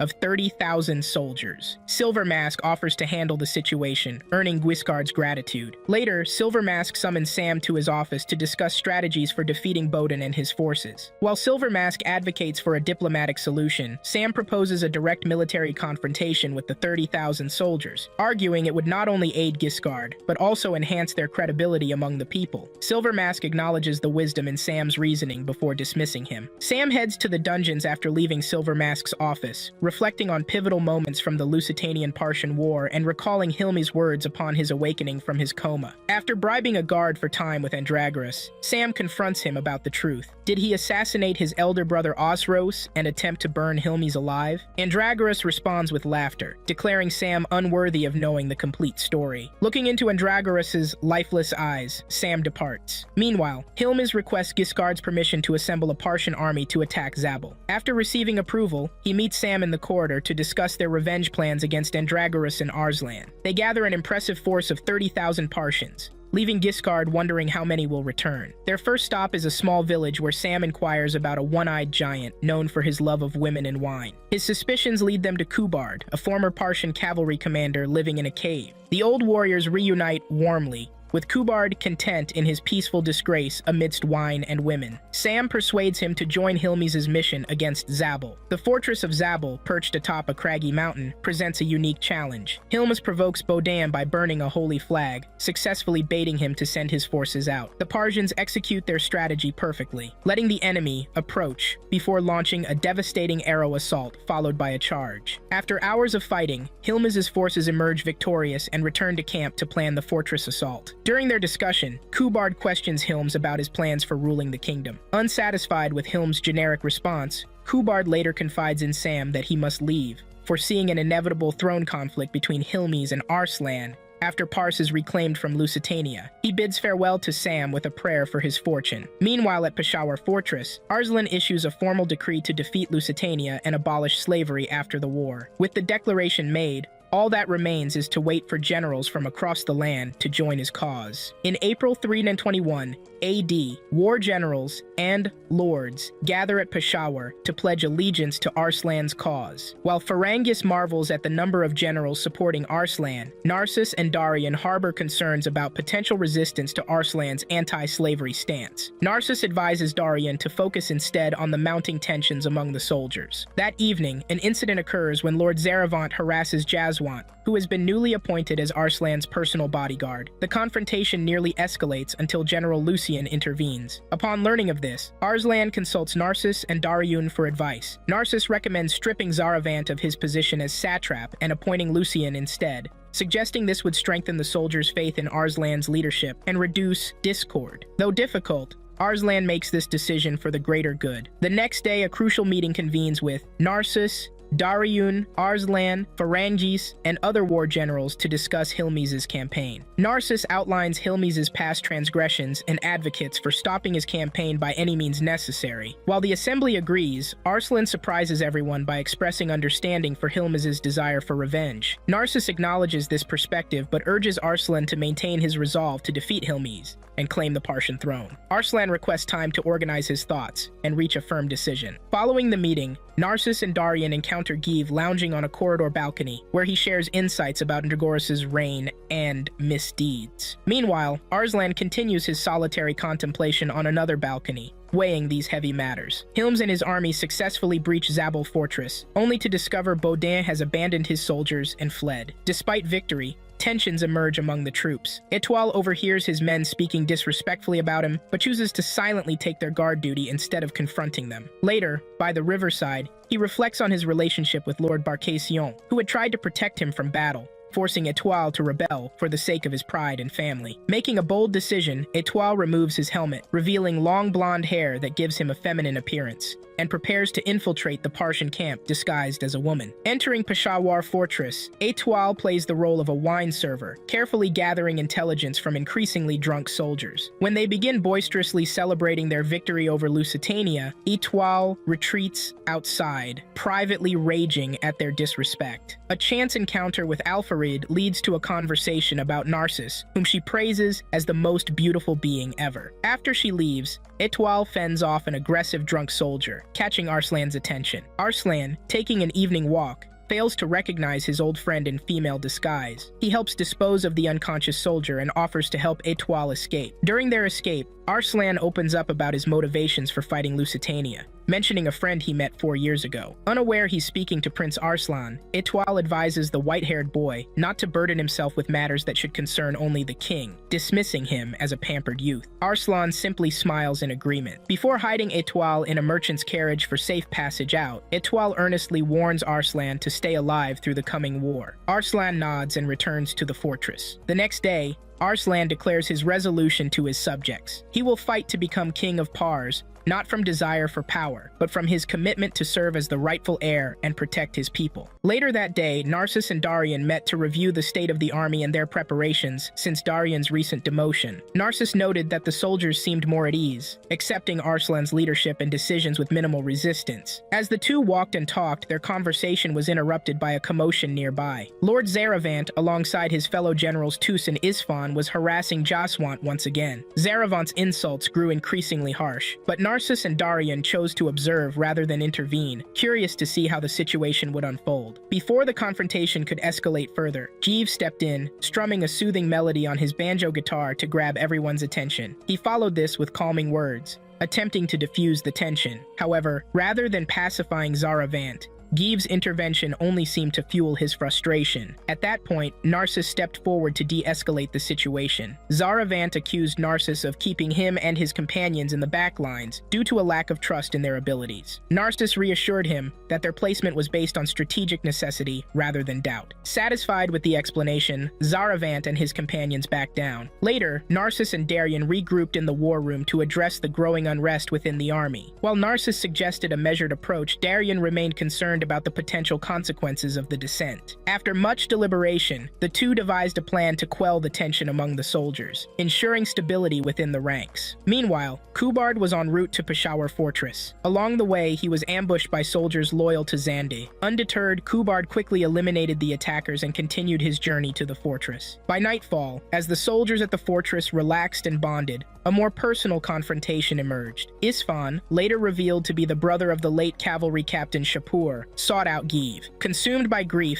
Isfan demanded an apology from Give for his role in Shapur's death. Give, however, refused to offer any such thing. Instead, he mocked Isfan's origins, provoking him further. Furious, Isfan challenged Give to a fight. The two engaged in a heated duel, drawing the attention of the camp. Ferengis and others intervened to stop the fight before it spiraled out of control. When Arslan arrived, he demanded an explanation for the chaos. Give, true to his nature, responded with dismissive and insulting remarks. Enraged by Give's behavior, Daryun scolded him harshly, striking him on the head for his disrespect. Even then, Give remained indifferent. Arslan, having had enough, made a decisive call. He banished Give from the fortress, ordering him to leave and reflect on his actions. The unexpected decision stunned everyone in the camp, as it demonstrated Arslan's fairness and willingness to prioritize harmony within the ranks. The dissension that had plagued the soldiers seemed to dissipate in that moment, replaced by renewed respect for Arslan's leadership. Hours later, Arslan meets with Ferengis, Daryun, and Narcissus to express regret over assigning Give a seemingly demeaning mission. Daryun reassures him, revealing he also tasked Give with finding someone during his absence. The next day, Arslan's army begins their march toward the keep of Saint Emmanuel to confront Hilmes and the Lusitanians, announcing their arrival with a battle cry. Upon hearing of Arslan's advance, Guiscard learns Hilmes hasn't returned from Zabul, but remains confident he won't miss the opportunity to engage Arslan's forces. That evening, during a strategy meeting in Arslan's tent, Narcissus outlines their plan to pass the keep of Saint Emmanuel, mentioning the enemy-held Chasum fortress along their route. When Zaravant, Isfan, and Tus request permission to attack the fortress to prove themselves, Arslan explicitly forbids it, wanting to avoid unnecessary casualties. However, the next day, the trio defies orders, their pride leading them to underestimate the fortress's defenses. The enemy, well prepared, springs their trap,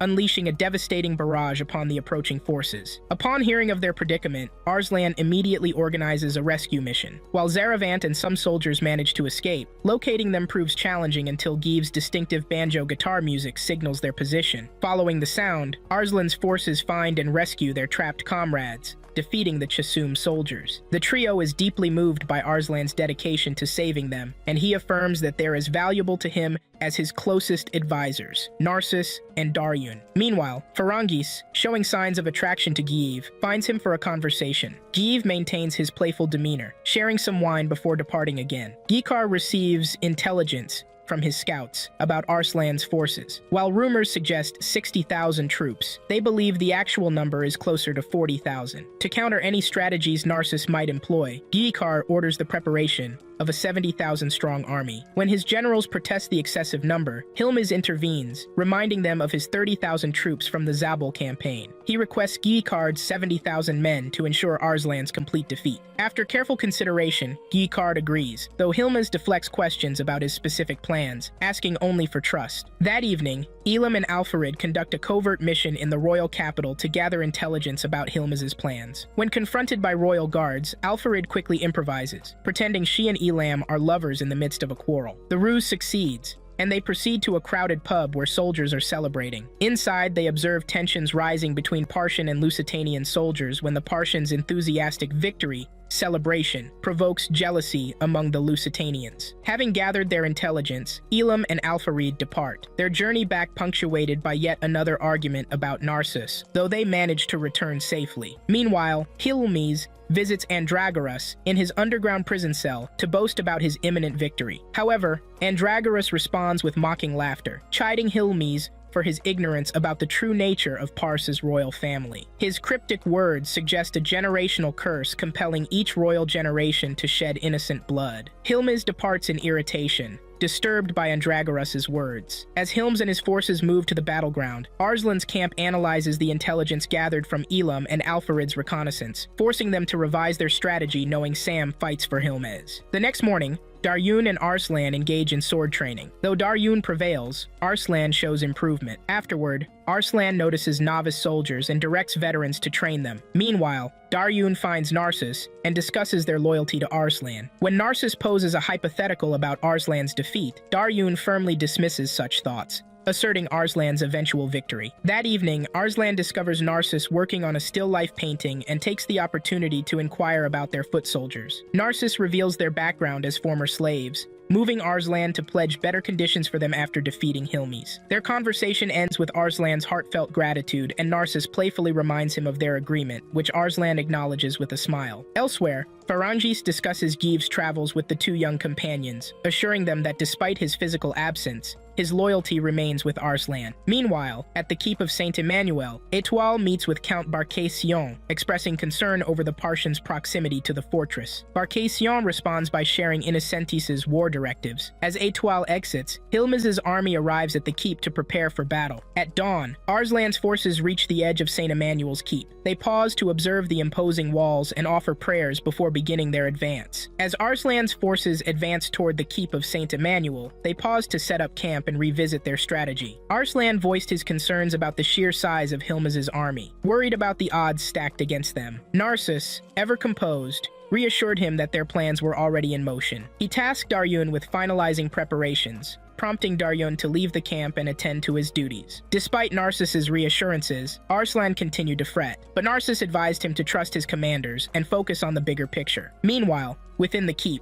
Hilmes donned his armor, readying himself for the impending battle. He rallied his soldiers with a fiery speech, bolstering their morale as they prepared to face Arslan's army. At the gates of the keep of Saint Emmanuel, Arslan's forces began deploying a battering ram to breach the fortress. However, the Lusitanian defenders had anticipated their move. To Arslan's dismay, his commanders were shocked to discover Sam aiding the Lusitanians against them. Elam quickly returned to camp to report the troubling news to Arslan. Listening calmly, Arslan acknowledged the situation and assured Elam that they had accounted for this possibility, urging him to stay focused. Elsewhere, Etoile confronted Barcassian, frustrated by being kept out of the battle. Etoile demanded to join the fight, defying Barcassian's attempts to pacify him with advice to trust in fate. Tired of being sidelined, Etoile declared his intention to fight with or without Barcassian's approval before storming off. In another corner of the camp, Farangis and Alfarid shared a quiet conversation. Alfarid confided her admiration for Narcissus, admitting she was in love with him, though she also remained committed to Arslan's cause. She explained that her belief in Arslan stemmed from a feeling that he was destined for greatness, and she wanted to support him as he rose to fulfill that destiny. Farangis listened silently, her own thoughts about Arslan and the path ahead lingering unspoken. The battle at the keep of Saint Emmanuel intensifies when Zande,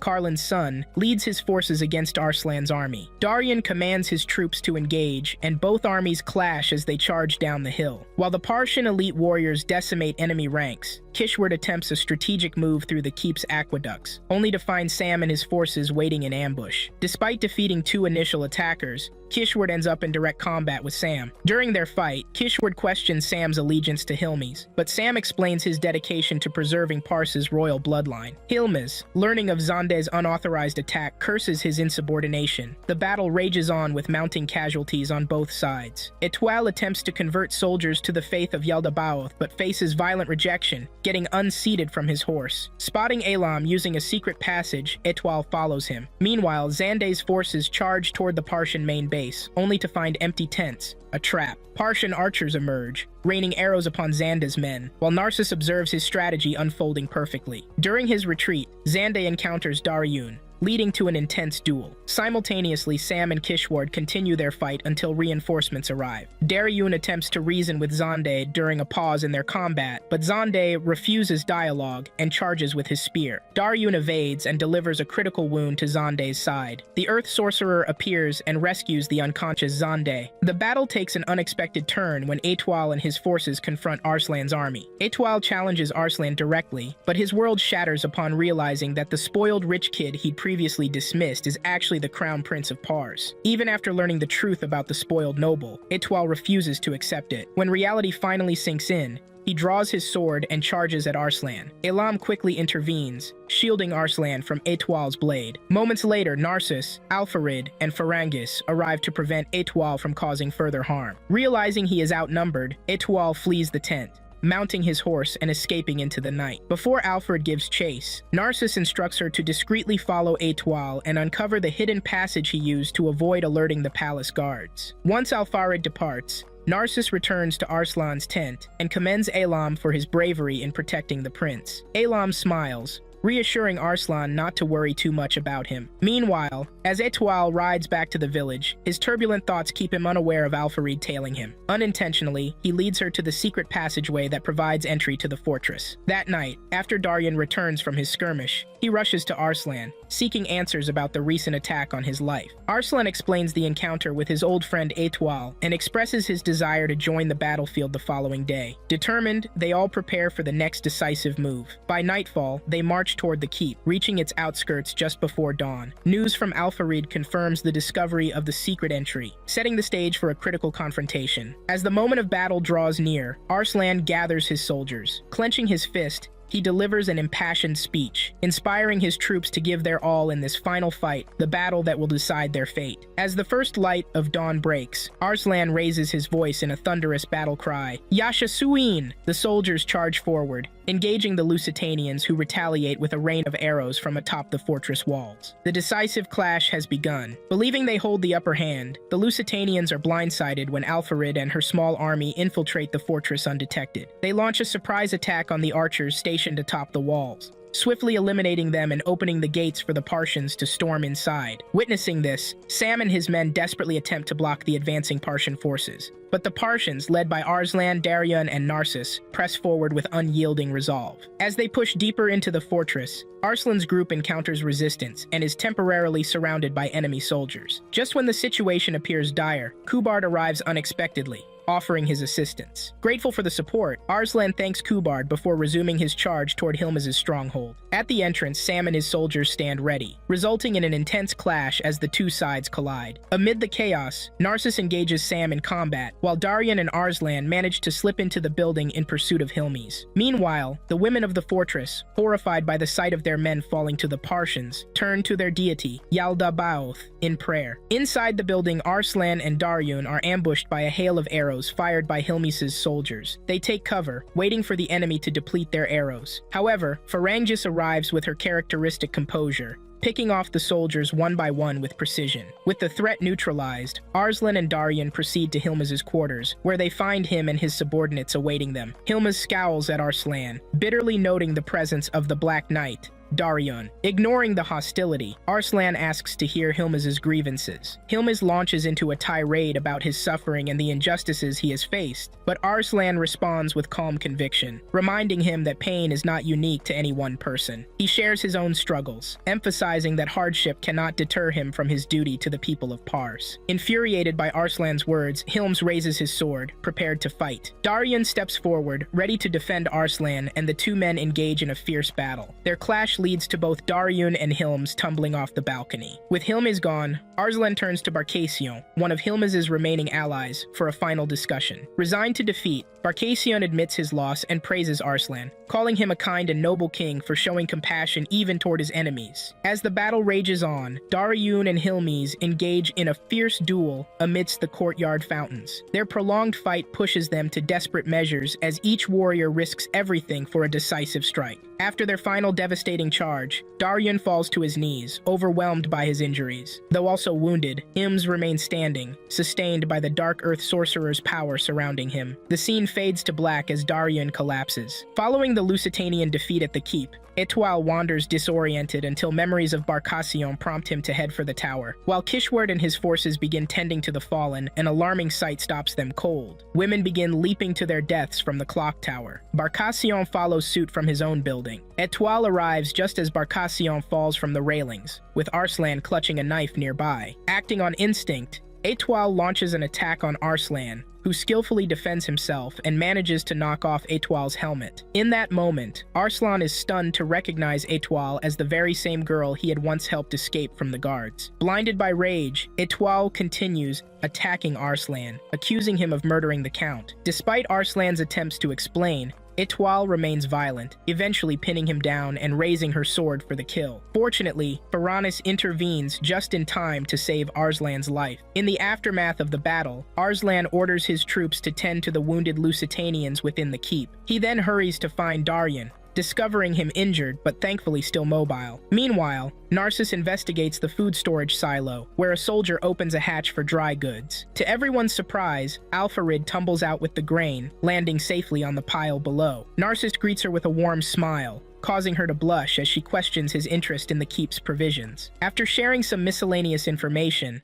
Narcissus departs from the silo. Following treatment of his wounds by Jaswant, Daryun regains his footing. When Jaswant questions why Hilmes spared him, Daryun suspects they haven't yet seen Hilmes' true intentions. Kishward arrives to jest about Daryun's injuries, but Daryun simply retrieves his sword and resumes his duties. Meanwhile, Kubard and Pharyngus celebrate their victory with drinks on a high balcony of the keep. Arslan visits Etoile's cell with food, facing initial resistance before managing to explain the truth about Count Barcassian's death. Though Etoile accepts this explanation, she continues to criticize his religion and Pors's paganism while eagerly consuming the meal. After finishing, she finally reveals her true identity. She's actually a girl named Estelle, born into a family of knights. She explains how she chose to become a knight to earn respect in the army, given her challenging position as a woman. She then confesses to picturing Arslan as a horned demon, admitting the reality differs greatly from her imagination. In response, Arslan confronts her about Lusitania's misuse of religion to justify violence and massacres. This triggers an outburst from Etoile,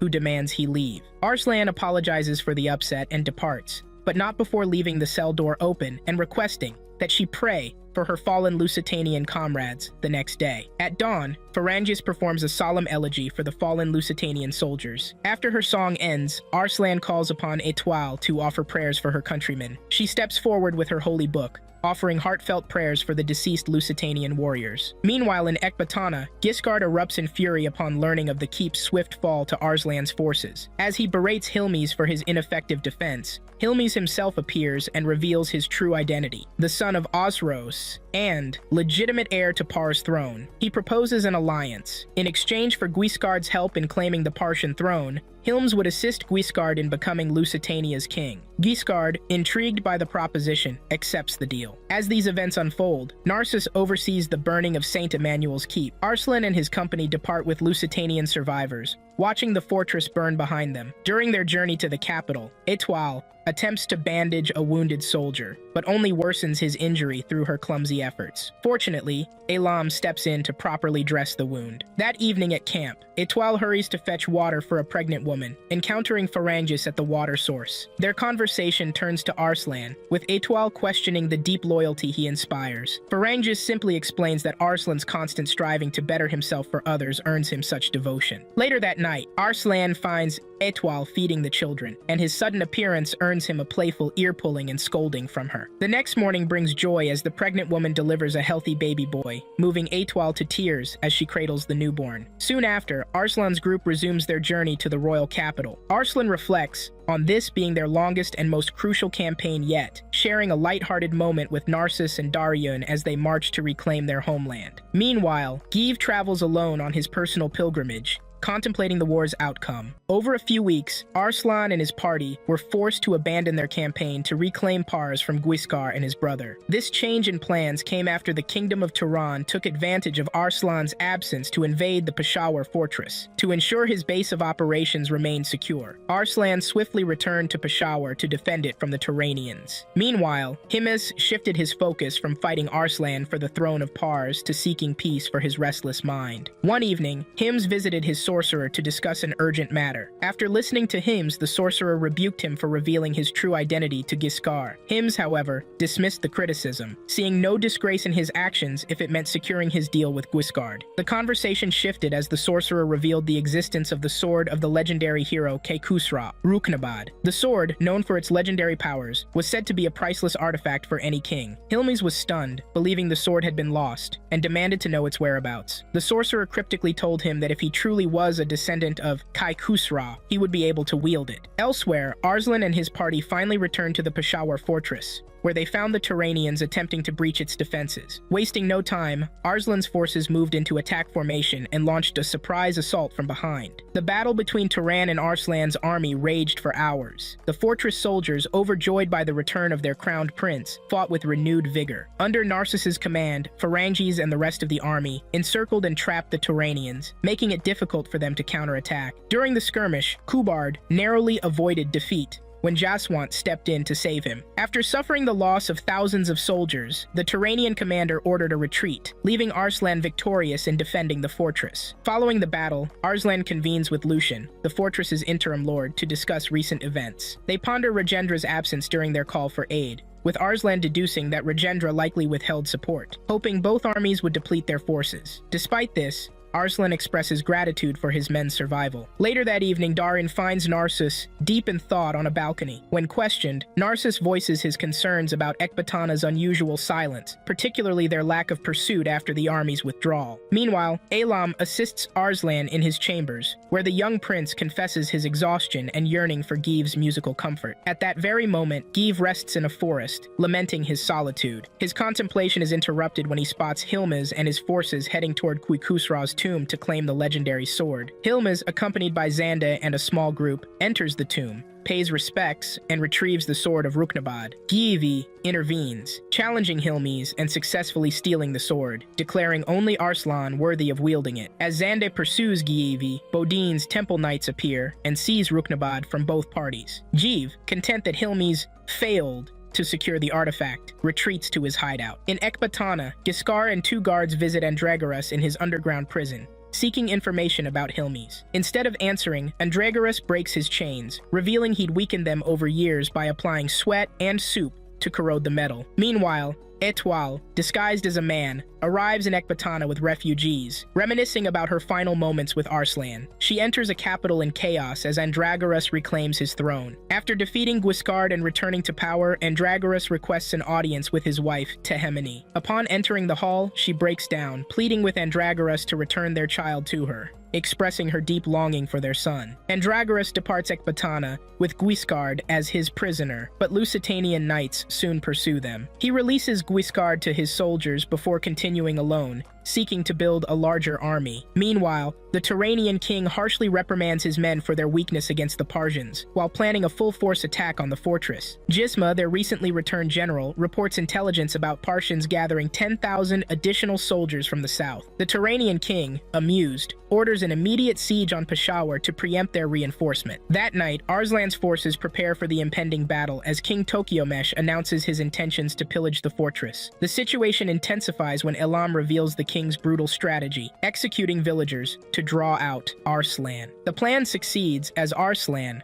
witnessing his people's slaughter, emotionally confronts the Turanian king from the fortress walls and declares war. He then leads his forces into battle alongside Daryun. Gisma, waiting in ambush, attacks an approaching army without verification, unknowingly engaging his own forces in the darkness. Daryun efficiently dispatches Turanian soldiers while Arslan and Jaswant confront the Turanian king directly. As other knights join to protect their king, Give and Phalanges arrive to assist. When the king pins Arslan down, Give's well-aimed arrow unseats him. The king orders an attack on Give, but Daryun's arrival provides support. Narcissus reveals his strategic manipulation when it becomes clear that Jisma's forces had been fighting their own men. Despite this revelation, the Turanian king refuses surrender until Lord Tarkhan's defeat by Daryun finally forces his retreat. The Parshan victory echoes across the land while Jisma acknowledges his unwitting role in their plan. During the aftermath, Give shares information about the legendary Ruknabad sword and playfully accuses Kubard of stealing Farangis, while Narcissus and Daryun ponder Hilma's interest in the sword. At the Turanian camp, General Idarish executes the king for retreating and claims the throne. Meanwhile, Arslan honors Tus for his role in Narcissus' strategy. The celebration is interrupted by news of King Andragoras' arrival. Upon reaching Peshawar, Andragoras immediately reasserts his authority, and, despite Daryun's protests, orders Arslan to depart on a mission to gather 50,000 soldiers to help reclaim their kingdom from the Lusitanians. During his pursuit of the temple knights who stole the sword, Hilmiz encounters Princess Irina of Mariam, a longtime ally of Pars. From their hillside vantage point, he and Xande witness bandits from the Zot clan attacking Irina's party. They swiftly intervene,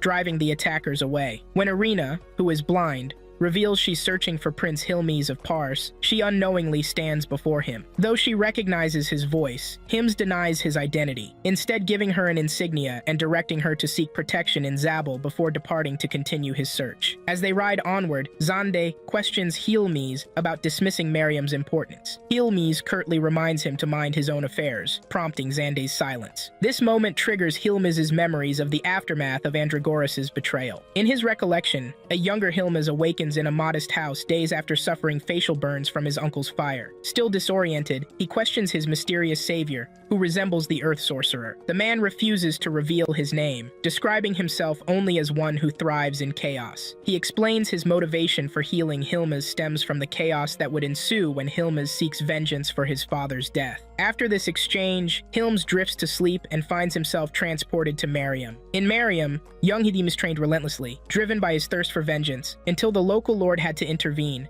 fearing his intense regimen would reveal his true identity. Following his master's advice, Hilms retreats to a quieter training spot, where he encounters the blind Irina in a flower garden. He shares a moment with her, describing a flower called Zeria, his detailed descriptions bringing a smile to her face. When she asks his name and attempts to touch his face, he winces from his still tender wound. Their interaction is cut short by her caretaker's arrival, but this meeting marks the beginning of their secret encounters, with Hilmiz regularly sneaking out to spend time with her. As their relationship deepens and Irina's feelings grow, Hilmiz eventually confides his true identity, promising to return for her once he claims his rightful place as King of Pars. The turning point comes one night when the sorcerer visits Hilmiz's chamber, announcing the time has come to begin his quest for revenge and updating him on Pars's current state. However, this moment is interrupted when the Lord of the Mansion, accompanied by guards, attempts to capture Hilmiz to surrender him to the attacking Lusitanian forces. Refusing captivity, Hilmiz fights his way through them all. In the hallway, he discovers 3 guards threatening Irina and her caretaker. After renewing his promise to return to Irina, he dispatches the guards and departs to commence his journey of vengeance. As Hilmiz returns from his memories, Lord Sam arrives with intelligence about the Temple Knight's location. Meanwhile, at Peshawar,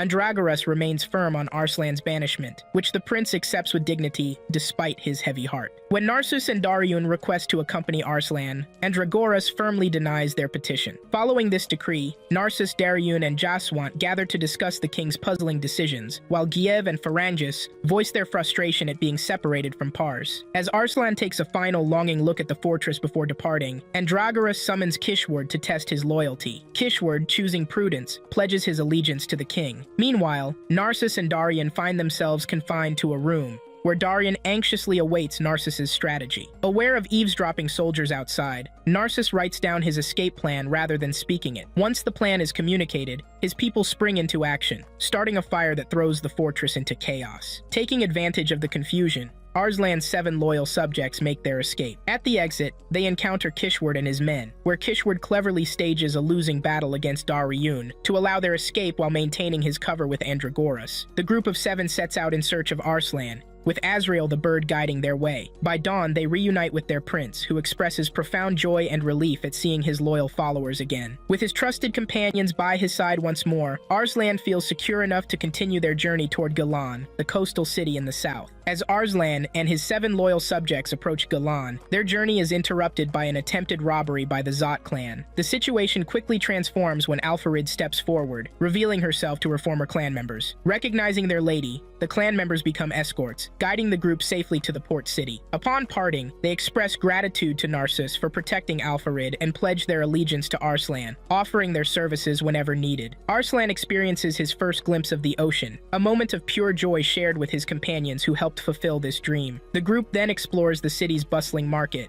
nearly losing themselves among the exotic goods until Ferengis recalls them to their purpose. At the docks, Arslan observes slave masters directing their workers, prompting Narcissus to mention his old friend Shagad who lives nearby. They proceed to Shagad's residence, where Narcissus's unusually relaxed behavior with his old friend surprises even his closest companions. Shagad welcomes them warmly, offering his assistance to Arslan's cause. During the evening meal, their discussion turns to Pars's current situation. When Arslan requests help gathering the 50,000 soldiers his father demands, Shagad agrees to approach the city's viceroy. However, he warns that Arslan's slave abolition decree might face resistance in Galan, where the economy heavily depends on slave labor. When Give questions Shagad's personal stance on slavery, Shagad claims to share their anti-slavery views, though his sincerity remains uncertain. After dinner, Narcissus sat down with his old friend Shagad for a private discussion. Shagad began by teasing Narcissus about his wife, Alfarid, before steering the conversation toward Arslan's ambitious plan to abolish slavery. As their discussion deepened, Narcissus began to suspect that Shagad himself was involved in keeping slaves. When confronted, Shagad didn't deny it. Instead, he tried to persuade Narcissus to see Arslan's vision as impractical, calling it immature and unrealistic. Narcissus, disappointed by his friend's stance, decided to cut the conversation short to avoid saying something he might regret. Before leaving, he sought assurance of Shagad's loyalty to the rightful heir of Pars. Shagad reassured him, albeit with an air of insincerity, and Narcissus departed with a heavy heart. The following day, a renowned ship led by Captain Grays docked at the port of Galan. Meanwhile, Arslan and his party gathered in the Viceroy's building to meet with Pelagius, the Viceroy of Galan. Pelagius was a talkative man, bursting into the room full of energy and words. After treating the group to a feast and rambling about inconsequential matters, he finally got serious and spoke about the region's persistent pirate problem. He described the pirates' relentless attacks on merchant ships, both day and night, and became so emotional that he left the room in tears. Despite his peculiar behavior, Arslan and his group took his concerns seriously. Moments later, Ferengis noticed commotion at the docks and alerted everyone. From the Viceroy's building, they could see Captain Grays' ship under attack by 2 pirate vessels. Unable to act immediately, they watched as the pirates boarded Grays' ship, intent on looting it. However, before the situation worsened, Arslan and his party arrived on a smaller ship and launched a counterattack against the pirates. The battle was intense, but swift. Arslan's warriors overpowered the pirates, sending their ships to the bottom of the sea with a resounding "Arr!" Daryon, in particular,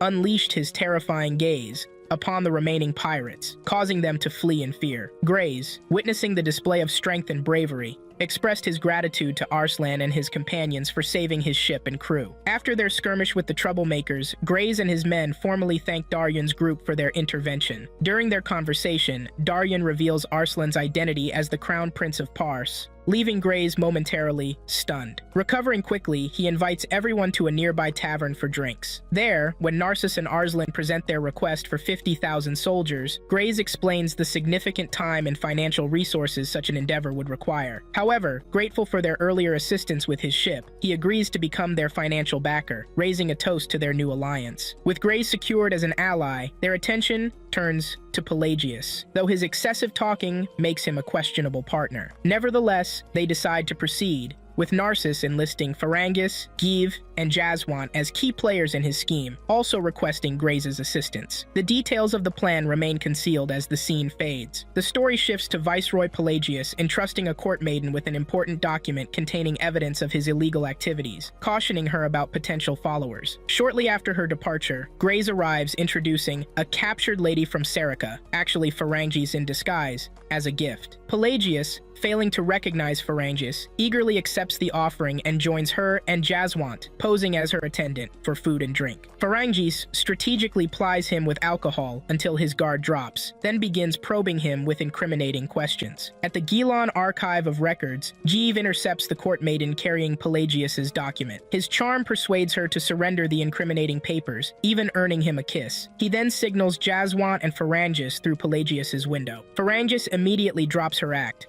restraining Pelagius for judgment before Arslan. Despite his capture, Pelagius remains defiant, attempting to accuse Pharangus and Jaswant of conspiracy. His protests are silenced when Giv returns with the documented evidence of his embezzlement, leading Arslan to immediately strip him of his viceroy status. Arslan orders the return of 200,000 silver pieces to Gilon's citizens. During the distribution, Shagad reveals his true nature to Elam and Narcissus, expressing disapproval of both the wealth redistribution and Narcissus' loyalty to Arslan. When Narcissus mentions their investigation into the pirates and their informant, suggesting someone must be providing ship schedules to the raiders, Shagad dismissively frames it as natural business competition. Their ideological clash leads Narcissus to privately express gratitude to Elam for not having sent him to Gilon earlier. The situation escalates when 20 pirate ships approach Gilon, their captain dismissing warnings about Daryun and Arslan's formidable group. Narcissus' strategic brilliance shines as he releases the city's dam, creating an artificial current to push the pirates offshore. Jeev then coordinates an attack using oil-filled logs, setting multiple ships ablaze. Graze's fleet engages the remaining vessels, while Daryun's fearsome reputation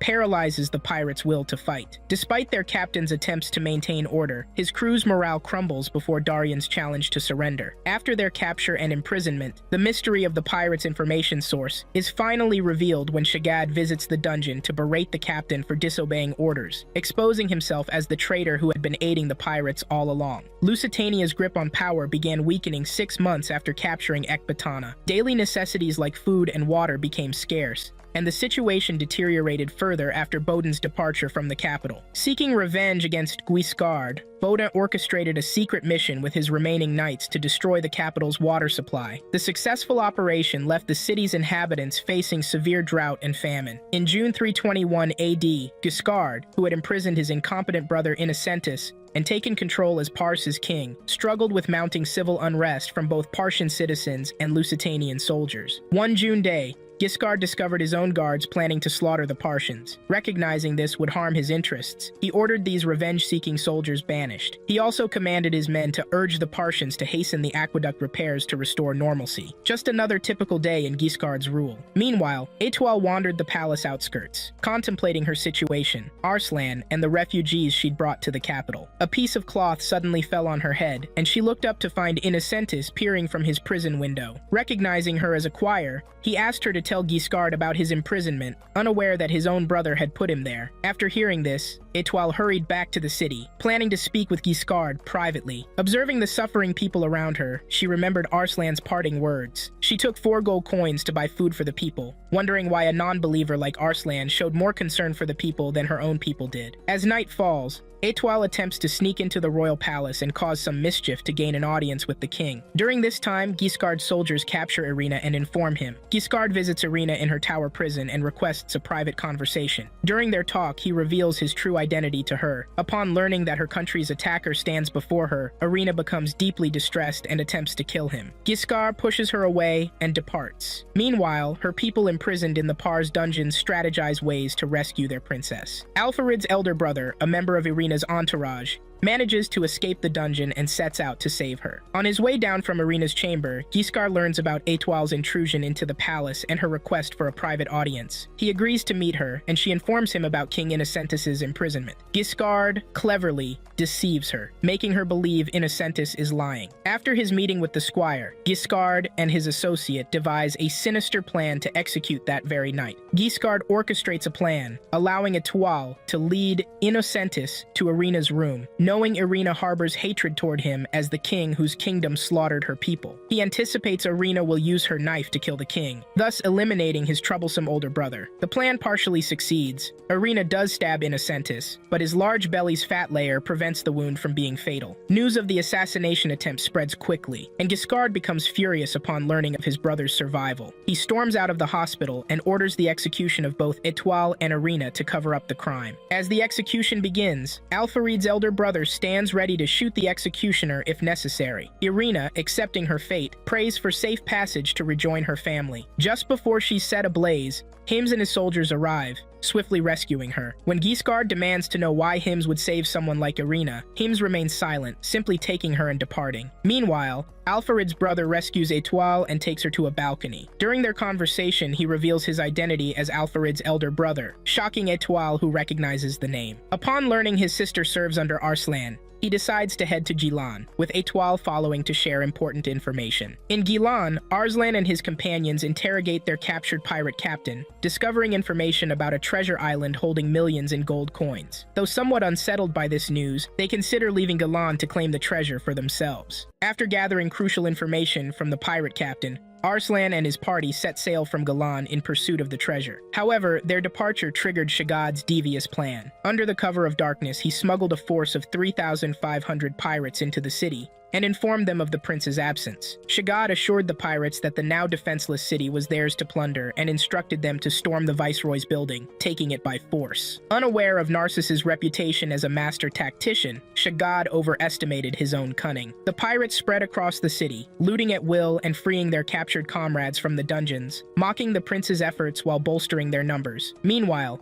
deep within the viceroy's building, Arslan had secretly left a contingent behind to defend the city. Elam and Alfarid, stationed on the walls, waited patiently for the pirates to draw closer. As soon as they were within range, a barrage of arrows rained down upon them. The pirates retaliated, firing back their own arrows in a fierce exchange. The chaos momentarily subsided when Shagad appeared, revealing himself as the mastermind behind the attack. His selfish betrayal enraged Elam and Alfarid, who openly condemned his actions. Unfazed, Shagad dismissed their words and ordered his men to breach the doors. Just as the pirates advanced, the sound of approaching reinforcements echoed through the streets. Narcissus arrived with his army, bolstered by the formidable Zot clan. He commended Elam and Alfarid for their resilience, and immediately launched a counteroffensive, seeking retribution against Shagad for his treachery. Arslan, learning of Narcissus' return, joined the fray, rallying his men to fight harder. Jaswant, Grays, and the others engaged the pirates, pillaging the city,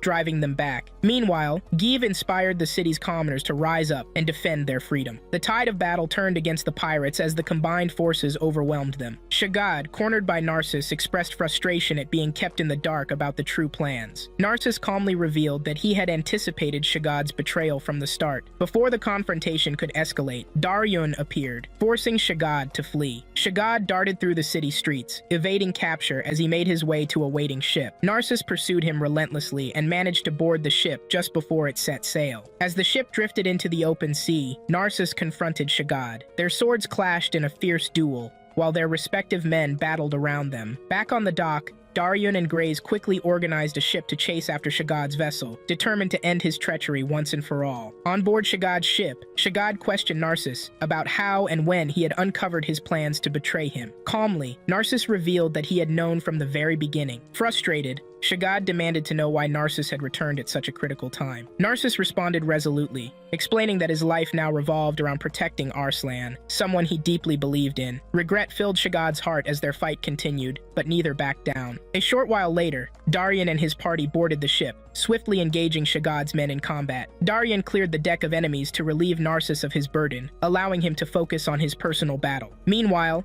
Narcissus paused his duel to discuss Arslan's vision with Shagad, trying to reason with his old friend. However, their fight resumed, and Shagad attempted to gain an unfair advantage, pinning Narcissus down. Just then, Azrael the Hawk swooped in and distracted Shagad, giving Narcissus the opening he needed to incapacitate his opponent with a decisive strike. By morning, Shagad and his men were captured and brought before Arslan for judgment. As the prisoners were led to the court, Alfarid ran to Narcissus, praising him for his victory. Moments later, Shagad was made to sit and hear Arslan's decision. Instead of ordering his execution, Arslan sentenced him to 1 year as a slave, selling him to a cruel master. The punishment would force Shagad to toil in the fields and live the life of a slave, ensuring he understood the suffering he had inflicted on others. Despite this humiliating verdict, Shagad boldly vowed to return one day and exact his revenge on Arslan. Daryun approached him, issuing a stern warning that any attempt to harm the prince would result in his swift end. However, Arslan intervened, calming Daryun and addressing Shagad directly. He told him that if he truly possessed the wisdom Narcissus once admired,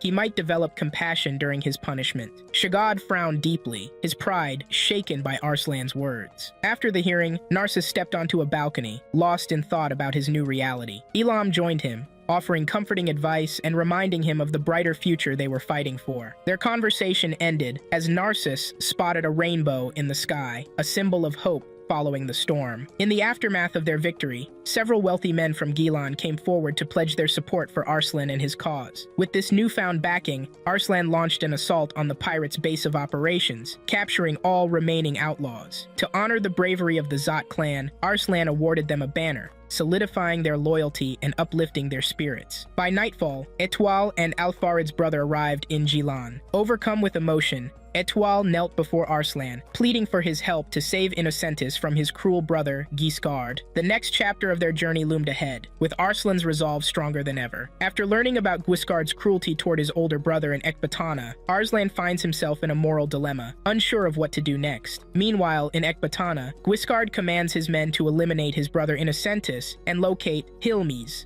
the Silver Mask. Not long after, Guiscard's soldiers uncover Hilmes' location and launch an attack. However, Hilmes, ever vigilant, fends off the assault and dispatches Guiscard's forces before they can overpower him. Joined by Sam and Zande, he makes a swift escape to Zabel, strategizing his next move. Back in Gilan, Etoile fervently pleads with Arslan to save Innocentus from Guiscard's tyranny. Jeev, true to his nature, makes a few sarcastic remarks, mocking Etoile's intelligence, but Ferrangis quickly intervenes, silencing him and reminding him to show respect. Amid the tension, Alfarid bursts into the room and freezes at the sight of her older brother, Merlane. Terrified, she darts around the room, evading his attempts to confront her. Merlane chases her, questioning why she refuses to accept her role as the next chief of the Zot clan. Alfarid firmly declares she has no interest in leading the clan, surprising Narcissus and the others with her defiance. Once the commotion settles, Arslan officially welcomes Merlane and asks for any information he might have about the palace. Merlane reveals that Guiscard is actively pursuing Hilmes. At this revelation, Alfarid's eyes flare with anger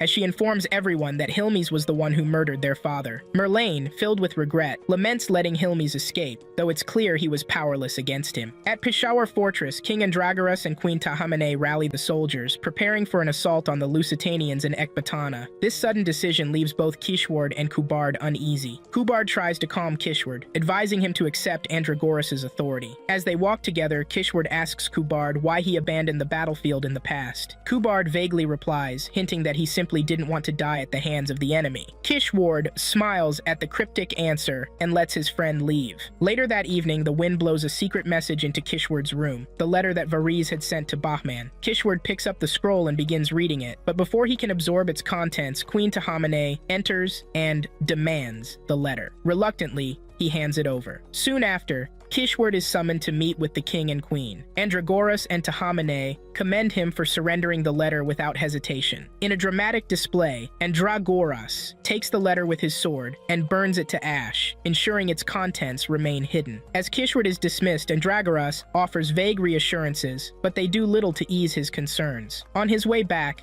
Kishward reflects on the secret he glimpsed in the letter and begins to worry about Arslan's safety, fearing the implications of what he's just witnessed. The next day, Etoile arranged a meeting with Arslan and his advisors. Desperately, he pleaded for their help in saving his king and defeating Guiscard, promising that, in return, the Lusitanian army would leave the royal capital, restoring it to its rightful owners. While Narcissus and the others were willing to fight to reclaim their land, they harbored doubts about the sincerity of Etoile's words. As Arslan wrestled with the decision, Elam burst into his office, reporting that Andragoras' army was already marching toward Ecbatana to reclaim the capital. Meanwhile, Baudin, leading his Templar army, unveiled the sword of Ruknabad to the remaining followers of Yaldabaoth. Using it as a symbol, he urged them to rise against the Parsians, claiming that they had been forsaken by the heavens. Setting the sword down dramatically, Bodin chuckled smugly at his own plan. However, his schemes were short-lived. Hilmes, having tracked Bodin's whereabouts, stormed into the temple with his loyal comrades, Zande and Sam. Caught off guard, Baudin attempted to confront Hilmes, but quickly realized his power was no match for him. Retreating to his men,